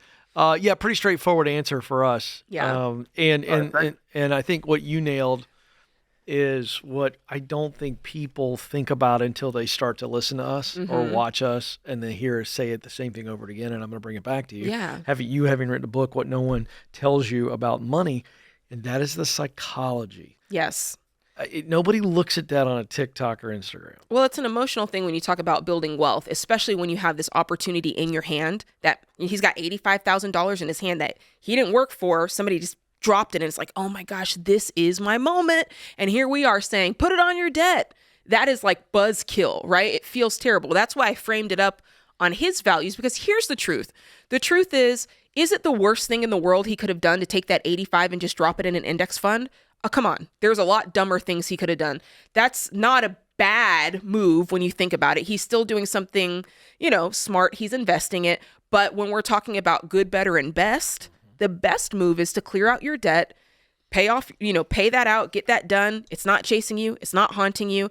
And people don't consider the emotional side of that to finally have peace. When people let their student loans stick around forever, Ken, the amount of guilt associated with that is crazy, because you're like, man, here I am with these student loans. Oh, yeah. He's going to get married one day. Maybe he already is. And his wife's going to have to be married into that. Then he's going to have kids one day. His kids are going to have to, feel the stress of that. So the quicker you're able to deal with this, that's right, the better. Because here's the dirty little secret, Jade. You know this and I know this. Most people don't want to admit this. Many people like this, Luke, if they don't do this and take care of this, they're going to wake up in their mid-50s with student loan. and then do the math one day of how much interest they've been paying, and it now hurts. you're talking about severe stomach pain. It's pain. And they know medicine to take care of that. So I love the advice. That's just one of the things she takes on in the fabulous new book. You can pre-order it today for the absolute best price of $24.99. Get over $100 worth of goodies. It's called What No One Tells You About Money Until Jade Warshaw came along. RamseySolutions.com/store is where you can get it now before it hits bookstores everywhere.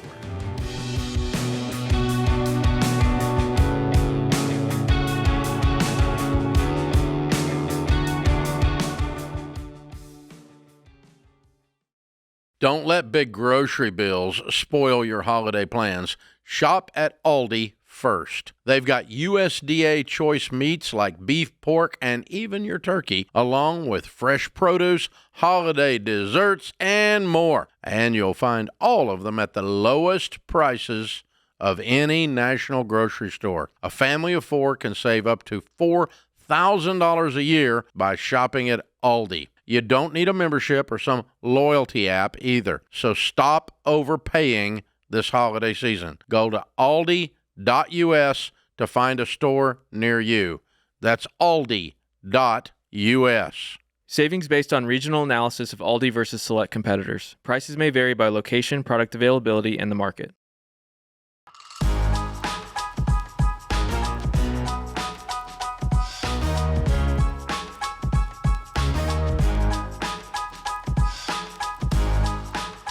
Jade, you know this, but I got to tell a lot of these folks that the all-new Every Dollar is here, and it's more than what we have been telling you it is. That's and right. what it was. That's right. It's a great budgeting app, but I sat with the team today, and you ready for this? Tell me. It's so fun. I was going through a full demo of it. You know what this is?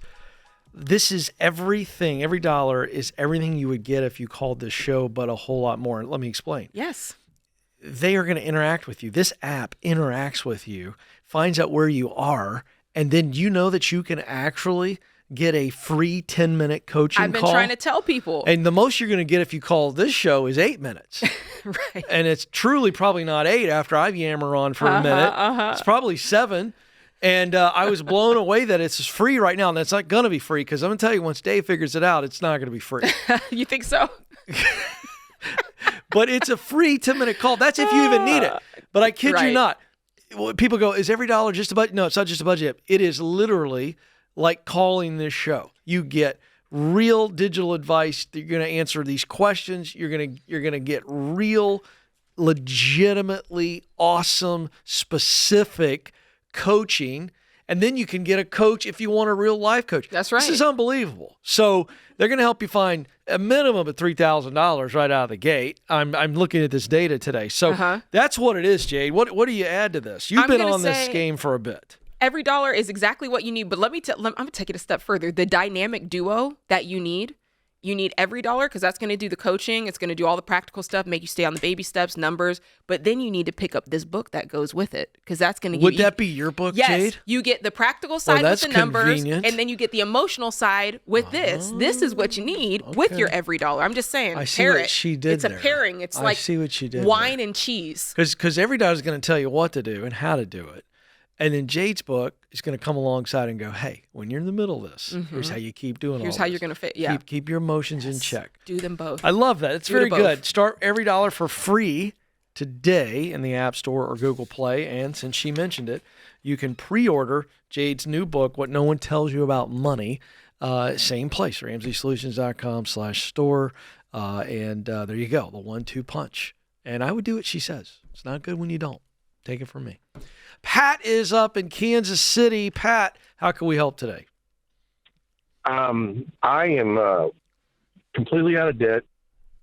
This month, paid off my home. Wow, congratulations. That's awesome. Yeah. How much is the It house awesome. worth? Well, I'm not sure. I think on Zillow it shows it at like $550. Oh, it's probably worth more. But I don't know Zillow's, how real that is. Well, find out from a good realtor. But congratulations, you're in that neighborhood. You're in that neighborhood. That's awesome to be in that $500,000 range. Good on you. Yeah. So now I've got about another 9 to 10 years of working. Okay. And I have a business. And so I need to start, because I've been self-employed pretty much my whole adult life.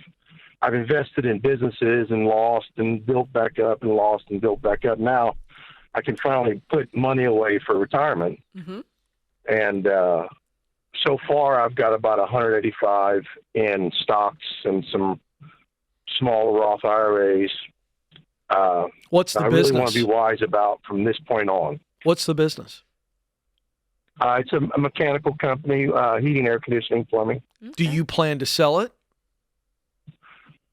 I don't know. I don't really have a plan, an exit plan. I kind of thought that I would just manage it and, get some income. And then just once I shut it. stop And then working. just shut it down. Or sell it. I might sell it, but I don't have a plan right now. Well, that's why I'm That's asking part of you your these. retirement. Yeah, my friend, like in your case, that needs to be a big part of the plan, given that you don't have much in retirement money put away, but you have paid off your house, which puts you in a great situation. So you're actually not as bad a shape as you think. But this is probably one of your best opportunities. Let me walk through some numbers with you if you don't mind. What do you anticipate? Well, let's do the two questions. What was your gross revenues last year, 2024, in your business? Last year it was 1.2 million. Okay, great. And what are you anticipating that it will be in 2025? It'll be about 1.7, 1.8. Okay. And how much are you netting? I'm honestly, I'm not sure. I'm not much of a business What do person. you pay? What do you pay yourself? Is it just I pay myself one. Right. I have a partner who does not take who bought into the business about in 2022, which I did that because I always wanted to have a business person because I'm a technician. That's what I am. Right. And I've grown the business. It's almost 20 years old. I've grown it and lost it and grown it, Sure. And But what do I you was pay just on yourself? I pay myself 175. 175. And after you pay yourself, does anything remain in the business as just kind of retained earnings every year? Yes. What's left over? Maybe 100,000. Okay, good job. I had to get myself out of debt in the business too. So I've paid off a lot of debt for my business. Do you employ? So you don't employ anybody? No, I have 12 employees. That's what I thought. Okay, because on 1.2 million, I'm going, well, where's the rest of that money going? Yeah. And so you don't have a firm grasp on your numbers, which is okay today. It's not okay tomorrow. So whoever's running the books, whether it's your business partner or your I don't know if you have a CPA doing your books, you need to get yourself in the numbers, and you don't need to, shucks, I'm just a technician anymore. It's no, this is part of my retirement. And so I want to see where we are and what we can do here as it relates to investing money. Where is the business itself? What is its potential growth path over the next, let's call it 10 years, because that's the number you gave us. You've got a goal of 10 years. So where can that business be in 10 years? And let's talk to that business partner. And I'm sure that partner is probably fine exiting when you exit, if not sooner. So let's get a real plan in place. And because all of a sudden, it's reasonable to believe that this business could be, you could exit for $3 to $5 million with some really good work done over the next. I don't think that's a crazy number. I don't think that's crazy given what you're saying, as long as you keep trending the way you've said. And I'm speaking in general terms here. If we continue to grow the company, no debt, especially, right? Yeah, I was going to say, especially that there's no debt on the business. That's great. So that's a pretty nice chunk. Yeah. How much does how much does your partner have in the company? How much equity? Well, he's 49. I'm 51. How much money did he put in for 49? He put in 300,000. Now when he did that, where I've grown since. I mean, I've had it up to about 2.6 million and come back down, and but since 2020 it was like 600,000, and 21 750. 22 when he bought in 22 we did about 800,000. Then 23 $1 million. So we've been going up every year. Good. Yeah, well, I think you're fine. To answer your initial question where you're like, hey, I've got 10 years to save for retirement. Ken pointed out you've got this wonderful asset in the business. Yeah, you guys need to decide a 10-year plan of what that's going to be with your partner. Obviously, it sounds like you've got majority vote on whatever that is. Do you have a very good No, tax? I do. Do you have a good tax pro? I think so. I mean, Okay, that's two where I'm things. at. You need a SmartVestor Pro. If you don't have a SmartVestor Pro, you need to click on that link on our website and go interview some people and get somebody and sit with them. I'm talking like next week. Interview. I always recommend interview at least 2 or 3 SmartVestor Pros. Go with the one that you feel does the best job explaining things to where you understand what you need to do and why you should do it. The one that you got the best chemistry with. This is a relationship. And let's look at our long term. What do they say you need to be doing? What's the most you can do personally and through the business? Have them look at the whole thing. I'd also get a tax pro. And let's look at your tax situation and let's maximize everything we can, because we're aiming with a 10-year bullseye on making and keeping as much money as possible. That's why I'm recommending the tax pro as well. And even if you only invest from the employee side, you as the employee, right? Just the 15% like we recommend, you're still going to be at $1 million. Yeah. If you're just investing 15% of your $175,000 income. That's right. So that's the good news. So you're in good shape, plus a chance to exit. So Yeah. lock and load, man. Focus. Let's crush the next 10 years personally and professionally. And I think you're going to find that you're in plenty good shape. Thanks for the call.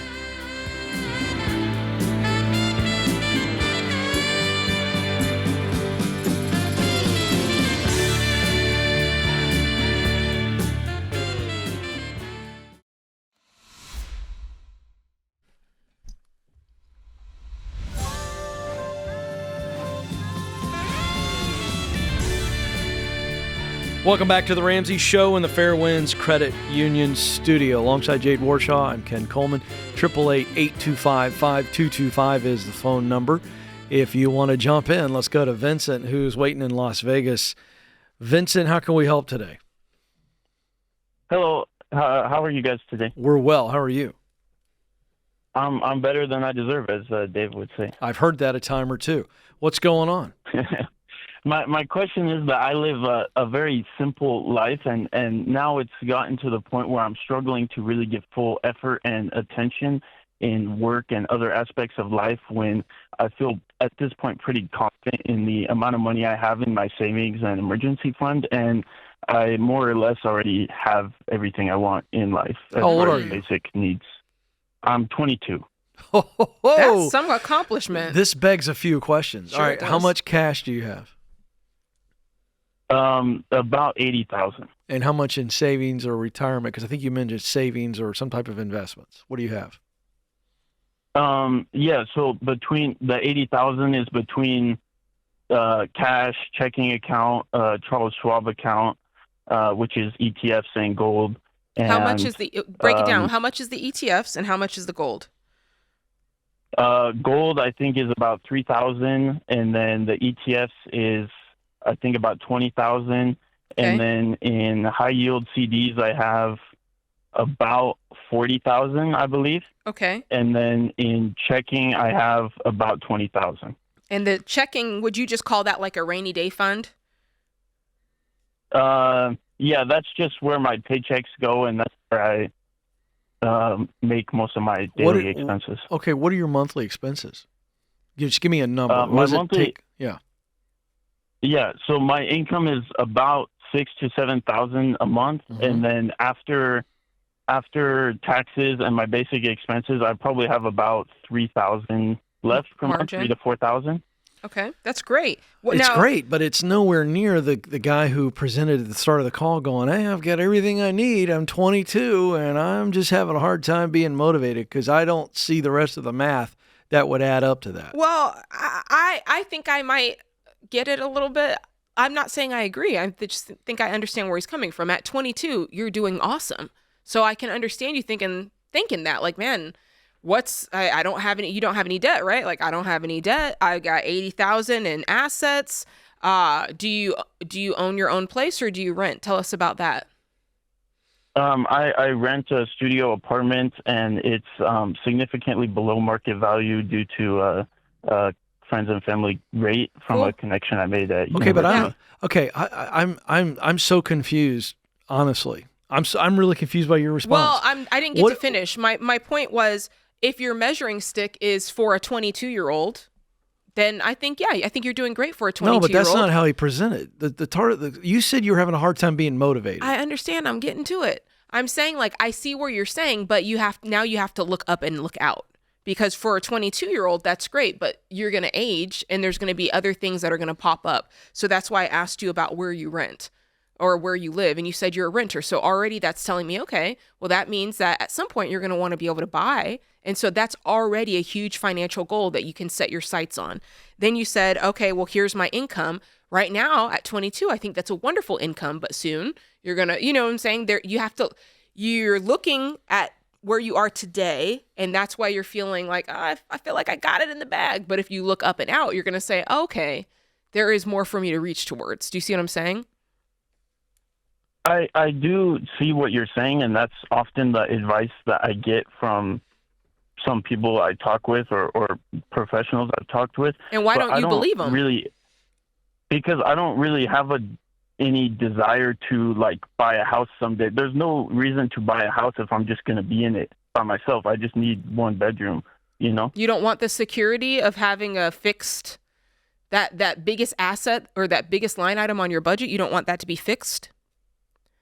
Not really, because there's, other expenses and repairs and taxes that come with it. Sure, but you've got all the money in the world to pay for it. It sounds like.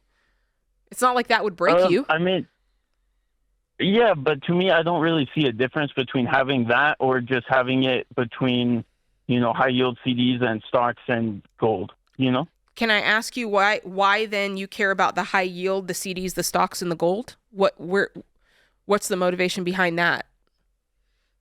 I wouldn't say I care about it. I would more say that I have excess income at the end of each month, sometimes more due to a bonus from work or something.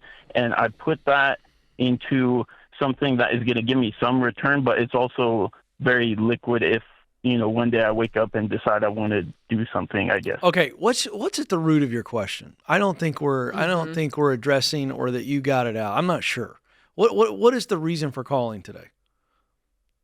I guess the reason for calling is that I already have a roof over my head and food on my table and clothes on my body, and I don't turn on my car and wish I drove a nicer car or go to sleep at night and wish I had a bigger bedroom or eat food after work and wish I could have, eat a nicer meal, because I already could do all of those things and I don't. I just put it towards saving. Okay. I understand that's leading to something. What is the point?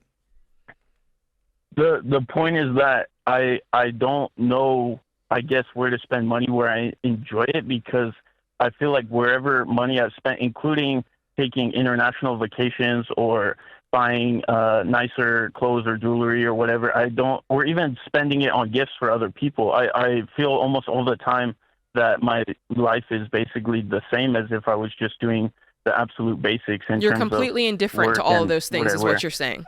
I get what you're saying. I just don't know what you're asking. And so I'm just curious. Yeah. I mean, you called us. Are you making more of a statement? Right, Are you here to make more of a declaration of... What's the question? Is there a question? I guess the question is, I guess, how can I change my mindset to the point where I'm giving half effort in my job that I do and, for example, all right, so that's a whole different... or brushing my teeth, but I don't know how to accelerate that to give 100% effort, because first of all, you're not after talking to many professionals. Okay, yeah? let me jump in. Okay, what I'm hearing is a guy who's describing work and what comes from the work as only a paycheck, and I don't really care about all the stuff I get from the paycheck. And I talk a lot about this. I've talked a lot about this for years, and I think what's missing is this is not about working to make money for you. I get it. I appreciate that point of view. It's very pure. I love it. But you're asking the question, Ken, I think you're saying, I'm not very motivated, and what about that? Now, here's where this comes in. You've got to be doing work to make a contribution that you care about. So I would start looking into what are the results that I ultimately want to put into this world. You're going to have to keep bringing in an income. You're not in that kind of shape, and you didn't say you weren't, but you're only 22, and there's a lot of work left for you just to take care of yourself and do basic investing. But I understand you're going, I'm not working to have stuff. Then you need to start to shift your mindset to, I need to work to make a difference. In other words, what is the contribution I want to make in the world of work? And that's going to provide motivation for you. So I'll give you 3 questions that you need to answer over the days ahead. Here they are. Who are the people that I want to help? Be specific. What problem or desire do those people have? And then third, what are the solutions to that problem or desire that I get most fired up about? Here's what you're going to find. Multiple opportunities to go to work and do something that matters deeply to you. And then it's not about the money. The last thing I would say for somebody like you is find a way to give a lot away. And then say, oh, if I'm making money to give money away, there's great purpose there.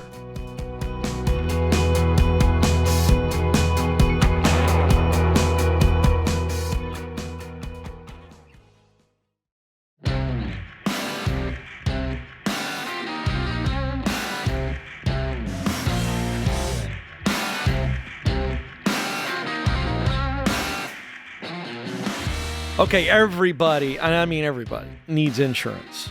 However, it can be very hard to find pros who aren't just looking to make a buck off of you, sell you something you don't need, or a junk policy. And that's why Ramsey Trusted is where it is, and it's such a lighthouse to so many people. And our insurance, the Ramsey Trusted Insurance Program, vets pros for you. So these are people that are out there in the marketplace, and Ramsey vets them to make sure you're not dealing with sleazy business people. And they've been interviewed and coached to make sure that they're market experts who have your best interest at heart. And if they don't do that, we kick them out of the program. And so that's why we call it Ramsey Trusted. You can go to RamseySolutions.com/coverage to find the type of insurance you're looking for, or connect with a Ramsey Trusted agent. And keep in mind, this is not just a one-way street. In other words, we're not looking to just be making sure we have the right coverage. We want to make sure we don't have too much coverage, and thus can save you money. And if you're listening on YouTube or podcast, you can click the link in the show notes to get connected over there. Grand Rapids is where we're going now. Mary is joining us there. Mary, how can we help? Hi. Hey, thanks for taking my call. Sure. So I'm 64 years old. Still working. Well, I retired once, but went back. I'm a school teacher. Single parent. I have 2 sons. My older son is 30. And he's doing okay, but he drives a junky old car, and I get worried about him in it. He's kind of struggling financially, and my question is, should I give him my car and me get a new one? And I'm getting older. When do I stop helping my kids? Did he ask you to help, or are you just observing this and you're assuming he needs your help? Yeah, he did not ask. He's a good guy. He doesn't ask, but so it's me thinking, I think I can afford a car. Should I? And I've heard Dave say it's good to help your kids, when you can. I don't know. Why is he struggling financially? Well, he went to college, had a couple jobs, didn't like him, and now he's decided he wants to be an EMT. Okay. So he's doing schooling to be an EMT and just kind of working. Great. Is he single? I don't know. He's single, yeah. Okay. And this is not a work ethic issue, correct? He's always been employed. He's hopped around a little bit, but he's got some character. Is that what I'm hearing? Yeah. Oh, he's a worker. In fact, he's got some money saved, maybe in a Roth IRA, and he's responsible. But I just hate seeing him in that junky car. When you say junky car, what is that? Because maybe what's junky to you is just a cash car that he likes to drive because he doesn't care about cars and car payments. That's for sure. He's kind of very frugal, I guess. Oh, good. And he has no debt? No debt. Well, what's the car? Answer her question. Do you know what it is? It's a 2007 Honda Fit. Okay. You know what? I'll be honest with you, Mary. I think that he has different values than you do, possibly. And if you tell me that this guy is debt-free, he's got some money saved in a Roth IRA, he's studying to be an EMT, and he has an older car with no payments, I'm hooping and hollering for him. I'm like, way to go. Good job. Okay. So no. Yeah, I wouldn't. Now let me flip it real quick. Let's say, I don't know your financial situation, Mary. Let's pretend that, I mean, you did say you're still working. Let's say you've got a couple $1,000,000, you've got your teacher's pension, you're going to retire, no problem. And you were thinking of getting a new car. And that is the case. Okay. Yeah. And you were thinking of getting a new car anyway that you're paying cash for. And you're like, hey, what do you drive currently? What would be the car that you're giving him? It's a 2013 Toyota. And no payments, right? No, it's paid for. I have no debt. My children have no debt because that's how we roll. So if you wanted to offer it to him and say, hey, I'm getting a new car, would you like to have this? I'd love to give it to you as a gift. I don't think there's anything wrong with that. But if you couch it in, you need this car. I mean, like if the spirit around it is you're struggling, you need this gift, please, for the love of God, take this car. That might not feel great. But if you really are just looking to be generous and you want to offer it to him, I don't think there's anything wrong with that. I love this line of questioning. That makes sense. I like how you're digging, partner, but now I'm going to dig. You dig it. I thought I heard you say multiple kids. Is that true? Two sons. Yes. 2 boys. Is this kid, the one we're talking about, 30-year-old, is he the youngest? No, he's the older one. Okay, I'm just going to tell you, as a father of multiple kids, you know where I'm going here. If you do one, you got to do the other. I just think there's weird. I think there's. I'm not that guy. I'm not one that says you have to do for one that you do for the other. I'm not a hard line on that. But I'm acknowledging here, and I'm bringing it up for sake of conversation because you've met the financial test. Jay did a fabulous job checking on all that. And my initial answer was no, because he didn't ask for it, and he's finding his way. But now I'm going to question the psychology here. If you do this, and then the younger son, I just think you have to think about that. I'm not even going to say what you should do, because I think you're a wise woman. I'm just going to bring that up. And I'm not going to say that you got to do for the youngest what you do for the oldest. And I love your mom heart. I totally feel all of this. That's why I'm bringing that part up. I'm not even going to say what the position is. Well, then let's ask, what do you think would happen with the youngest son if you gave the oldest son your 2013 paid-for car? Well, I was trying to be brief, so there's even more to it. So I've given both my kids, they've been given all their cars. And just so you know, I mean, I'm a widow. Right. My husband died 10 years ago. And I'm proud of both my sons. They both went to college and graduated. They're hard workers. They no debt. So my one son the younger son has my newer old car, right? And the older son has the older hoopty. Oh, okay. So this is just part of the routine. Oh, well, then I change it. I wish. Mary, you're so sweet. Do it. We didn't know all this. I appreciate you wanting to be brief, but this is the background that we need. And I think with all this, I'm changing my entire position and go, Mary, you can give him the car today if you want to. And then in 7 years when you buy a new car, you'll give the old one to the other son. I feel like these boys are blessed. Yeah. And you're a good mom. You're a great mom. My goodness, Mary.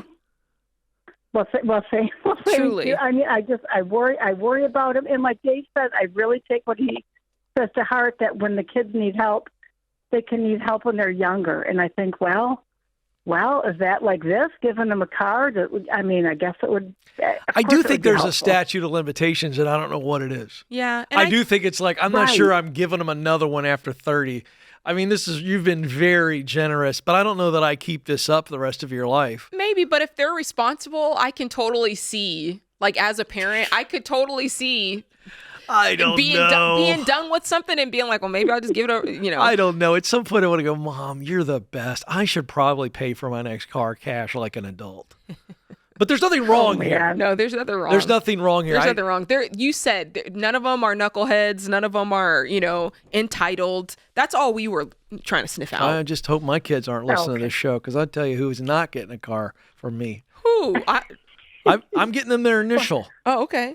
You feeling me? Okay, I thought you were going to say something. Can I pick your brain one more time? Yes, real Mary. quick. We got about a minute. Go ahead. Oh, okay, so thank God my husband left us well off, and I've got a pretty good net worth, being north of a couple million. Good. And I'm like one of these people too. I've just worked my whole life. I'm having a hard time buying a new car, feeling like, oh my God, When can you afford to buy a different car? I'm so cheap. You can when afford you to have buy- your net worth. Yeah, you can afford to buy one today, and I probably wouldn't spend more than, if it makes you feel better, no more than half of what your teacher's salary is a year. I mean, That's what I'm saying. Your teacher salary is basically whatever Mary wants to do. Mhm. You're so set. You know what I would do if I were you, Mary? You're so good. What? Get yourself a fun car. Get something nice, Like, red. Like something fun. Like Yeah. what's fun for you? Even if it's an old classic. I was thinking a Toyota Prius. Wouldn't that be fun? They're cute, the new ones. If you say so, Mary, It's get your into money, it. Mary. If you think the Prius is fun, knock yourself out. Send us a picture of you getting inside. That'll be fun. Oh my God. You're the I know. best. Mary, do it. You've earned it. You have.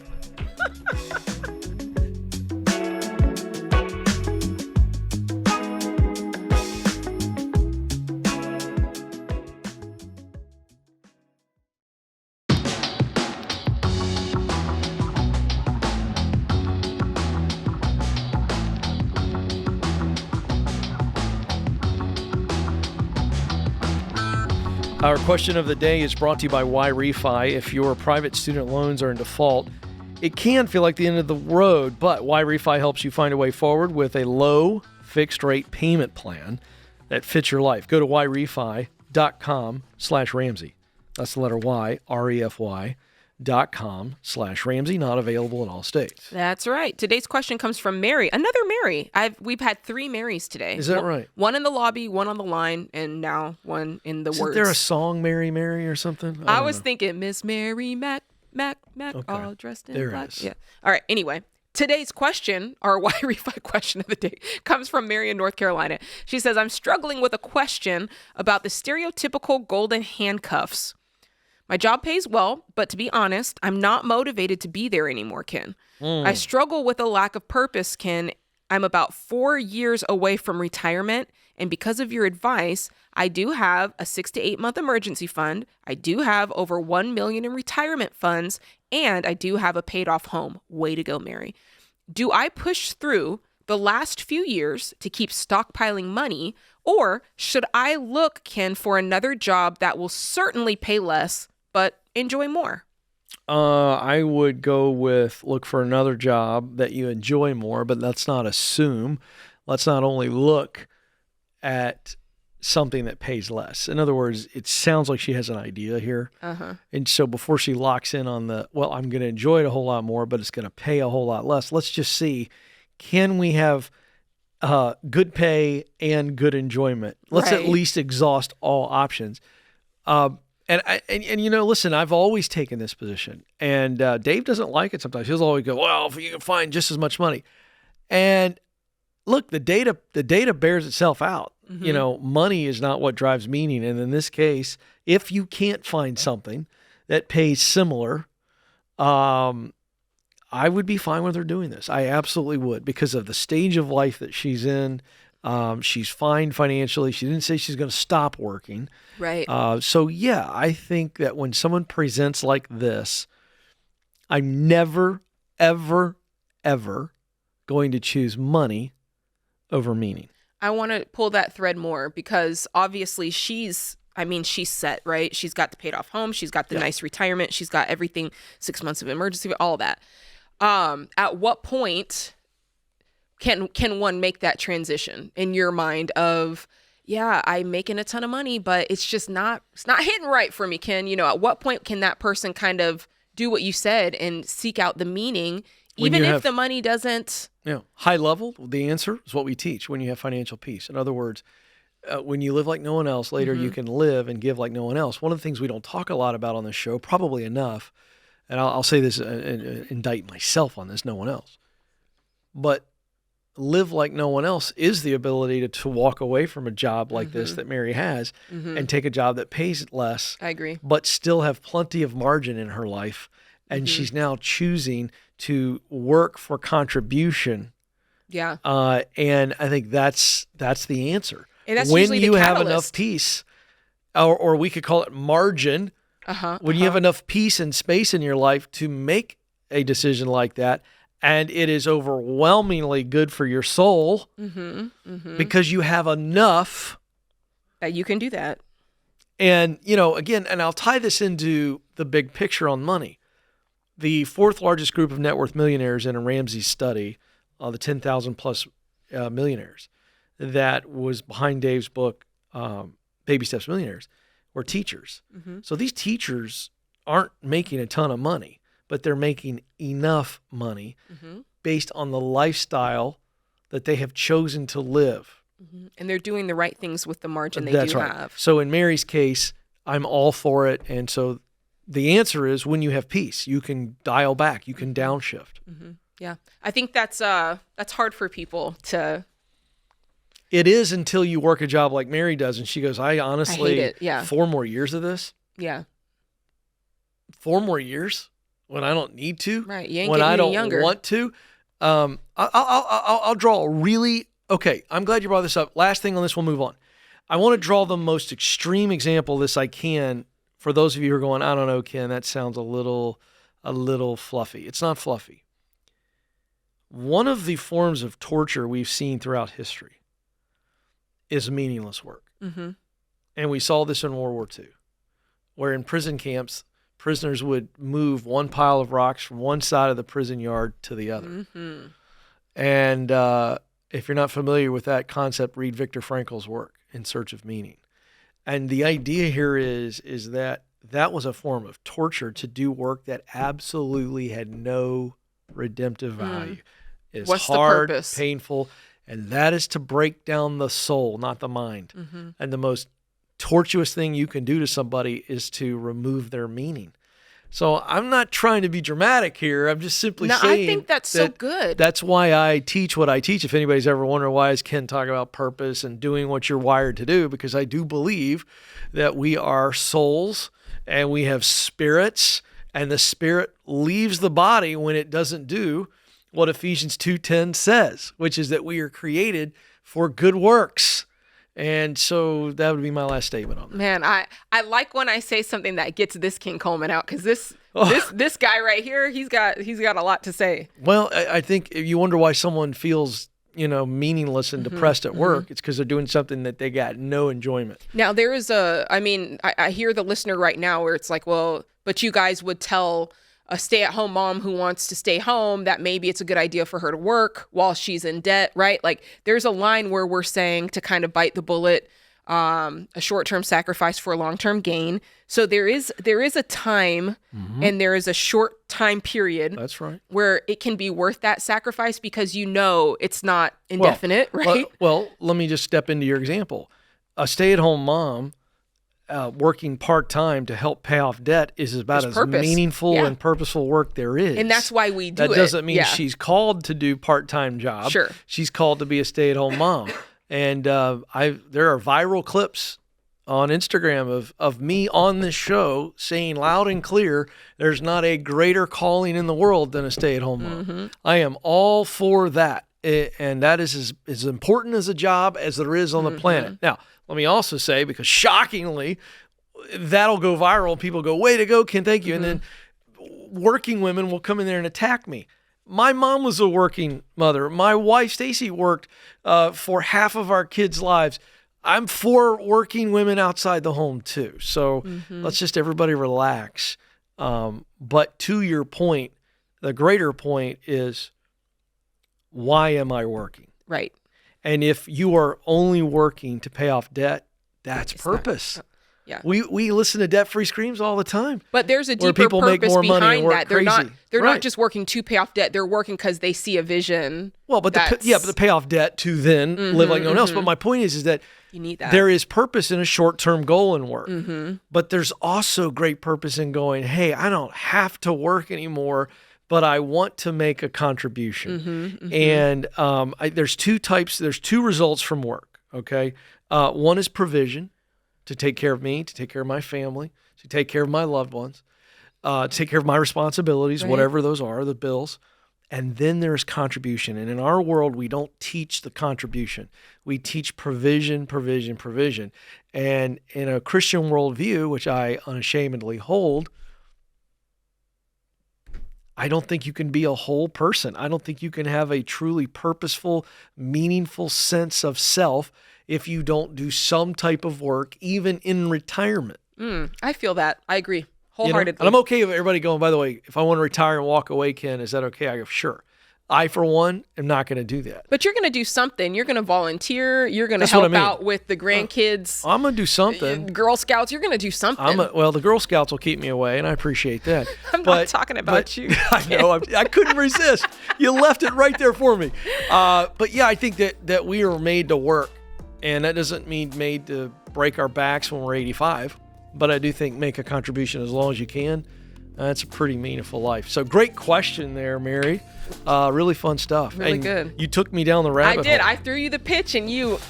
But a worthy conversation for all of you to say, hey, what do I want my life to look like after I've lived like no one else?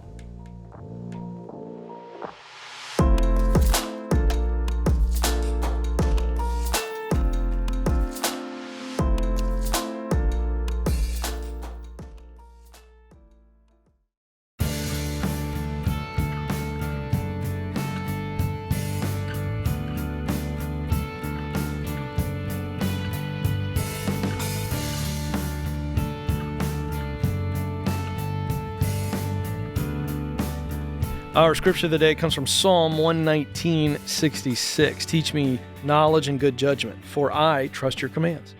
And our quote today, Simon Sinek. Experts are the ones who think they know everything. Geniuses are the ones who know they don't. Classic Simon.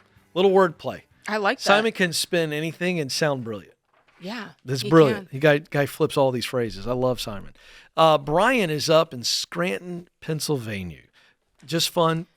What famous show was headquartered in Scranton? I was already playing the theme song in my mind, but I was like, this is so like The Office. Right. Yeah. Fantastic. Poor people of Scranton. They Yeah. can't get past it. Let's go to Brian. Brian, how can we help? We love not being able to get past.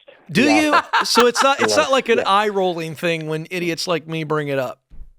No, you love no, it. we love it. Actually, Yes. my daughter learned the theme song on the piano for my birthday and played it for me, and I cried with joy.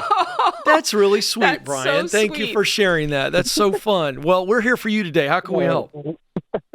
All right. So my wife and I have had a couple large expenses come up this year that we've dipped into the emergency fund for. A sewer line backing up, a refrigerator died. So as we've been like replenishing our emergency fund, I just feel like it's taking quite a long time, and we haven't gone back to like the baby step 3 type intensity, like no vacations, no eating out. Like we've kind of continued our baby step 4, 5, and 6 life, and I just wondered if that's okay that we didn't revert back to like bare bones scorched earth. I think it depends on what's left in the emergency fund. Are you at like you were at the 6-month point and now you're at the 3-month point, or are you like down to like the 1-month point? We, after the 2 major expenses, which were earlier this year, we went down to probably like 2 months. And we're replenishing it for sure. It's back up there, but we've always kind of been comfortable with a 3-month emergency fund.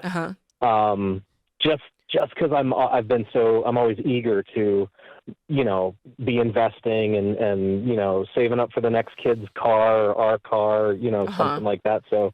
Yeah. Well, how far away are Most you? of our marriage, we've been comfortable with 3 months. How far away are you? You said you were down to 2 2. months, so you only got a month to replenish. Yeah. I'll put it this way: our emergency fund we let ride at about $11,000. It went down to 3 or 4, I'd say, and we're back up to close to 9. Can you not do this in 1 month next month? Can you just not pop $2,000 in there next month? We might be able to, but like other things have come up, non-emergency things that have kind of taken away from replenishing it quicker. Like just what? Regular car repairs. Like whenever a vehicle goes into the shop, it seems to be hundreds more than we expect. And we pay it. We pay it with cash and What do you make? Move on. What's your But, monthly income? Yeah. Between you and your wife. Let's see. I'm drawing a blank. It's $90,000 a year before taxes. Okay. I want you to get this saved up sooner than later. For two reasons. One, you only had 3 months to begin with, so let's hurry up and get that stacked back up. Two is, do you both work or is it just you? She has a couple side gigs that maybe bring in $500 a month on a good month. So then, but it's mainly she homeschools our kids, so it's mainly me working outside the home. Yeah, I want you to, going back to your initial question of can we go a little bit slower at our 5, 6, 7, 4, 5, 6 pace, or do we need to go with intensity? Because you're the only one working, bringing in a livable wage, and because it was only 3 months to begin with, I would get intense on this and get it stacked up, because every moment that you don't, you are in a position of vulnerability. Yeah. Final answer. Yeah. I agree with Jade, and I'll just give you a personal answer. When I have to touch the emergency fund, it irritates me to the nth degree. And Stacey Coleman will tell you, it's gazelle. Yeah. It's like, and ladies pointing yes. As soon as we touch it, the next month I'm trying to get it back. Instantly. There's a certain thing. I got so in love with that concept when we first heard it of the emergency fund that it feels great having that there. And I'm talking like, even if it's like, and I try to never touch it. That's the other thing. We are always, I'll manipulate the monthly spending. Yeah. To try to not, you would think the emergency fund wasn't there. That's how much I like the emergency fund. We have an emergency fund for the emergency fund is in a whole different high yield. Ours that's too. Like no one ever, it's like a vault, Scrooge McDuck vault. Mine takes 24 hours to get it. Yeah, that's right. And then there's it the ain't other, easy to get it. Yeah. And you got to chisel to get to it. And by the way, I'm not saying you shouldn't use it, but I'm at a stage of life where when we have the emergency, we're mostly taking care of that. But I'm telling you, I don't like to touch the emergency fund. So my answer is always going to be, you better get Gazelle to fill it back up. Fill it back up. That's about sleep. I agree. I agree. I sleep better knowing that if we had to tap into 3/4 of our emergency fund for emergencies, I would be a wreck today. I promise you. I'd be in my kids' room selling stuff. They wouldn't know what was going on, Like, it'd be like, hey, we have a full emergency here. What's the emergency? The emergency fund needs to be replenished. Yeah, we're all going to work. Everybody in this house is getting a job. I mean, it's a little extreme, but it pays off. Well, it's crazy to think, well, I can't. I'm launching into stories. Never mind. Yeah, I took too much time on that one, but that's how I am. Let's go to Amy in Phoenix. Amy, how can we help? Hey there, guys. Thanks for taking my call. You bet. What's up? It's almost along the same line here. So I am a solo parent, and I'm a sandwich generation. I have a 9-year-old and then my retired mother who lives with me, and everyone depends upon me for their lives. I'm very careful with insurance. I always have life insurance, and I actually just got $1 million term with Xander. Great. I am canceling my universal whole life. That really hasn't been doing much for me. And I also have a whole life policy I took out on my daughter because I was using that as like an investment. But I also have learned it's not an investment. But I thought, okay, hey, it just goes towards her education, right? I've decided that right now, I think what is going to help our family out more is that I make sure everyone's provided for, because education can be sorted out down the line. And we would be going to community colleges. We live in a really good area where we could drive to community college and have great education. Okay. So my emergency savings. Okay, so I'm zero debt. Good. I'm 50. I have $20,000 in my emergency fund. I am making more money now than I have ever in my life. How much? And I have this year I'm at 122. All right. Way to go, Mama. And 2026 I should net 190, guys. Fantastic. So, okay, we got about 1 minute, so get to your question. Yeah. So should I get the refund I'm getting back from the whole life is going to be around $13,000. Okay. Should I fund my emergency fund to get it up to the $50,000 that it should be at? Should I use that towards the down payment of a house that we're not in yet, or should I just max out my Roth IRA for 2025 and 2026 using that money? The $50,000, is that 3 months or 6 months of expenses? That's 6 months. That's 6 months. Knowing that you want to buy a house, I'd be okay with you doing 3 months and then hitting the ground running on the down payment. I'd be okay with that. And then once you get the house, if you want to stack it up to 6, I'm okay with that. Okay. That's where I was at, where I don't know. I just know that if anything happens to me, these people have to be provided for. Mm-hmm. You've done it. It takes a while. It takes a while for insurance to kick in. It could be delayed up to 2 to 3 months before they pay out. I've seen this happen with my father. We've had a lot of death in our family. That's true, but you'll also have $50,000 sitting there, which will be something in the interim. You've done a great job. I'm with Jade. I think she gave you the right advice. Move forward on it. You've done a great job. Thank you for the call. Remember, folks, there's ultimately only one way to financial peace, and that's to walk daily with the Prince of Peace, Christ Jesus.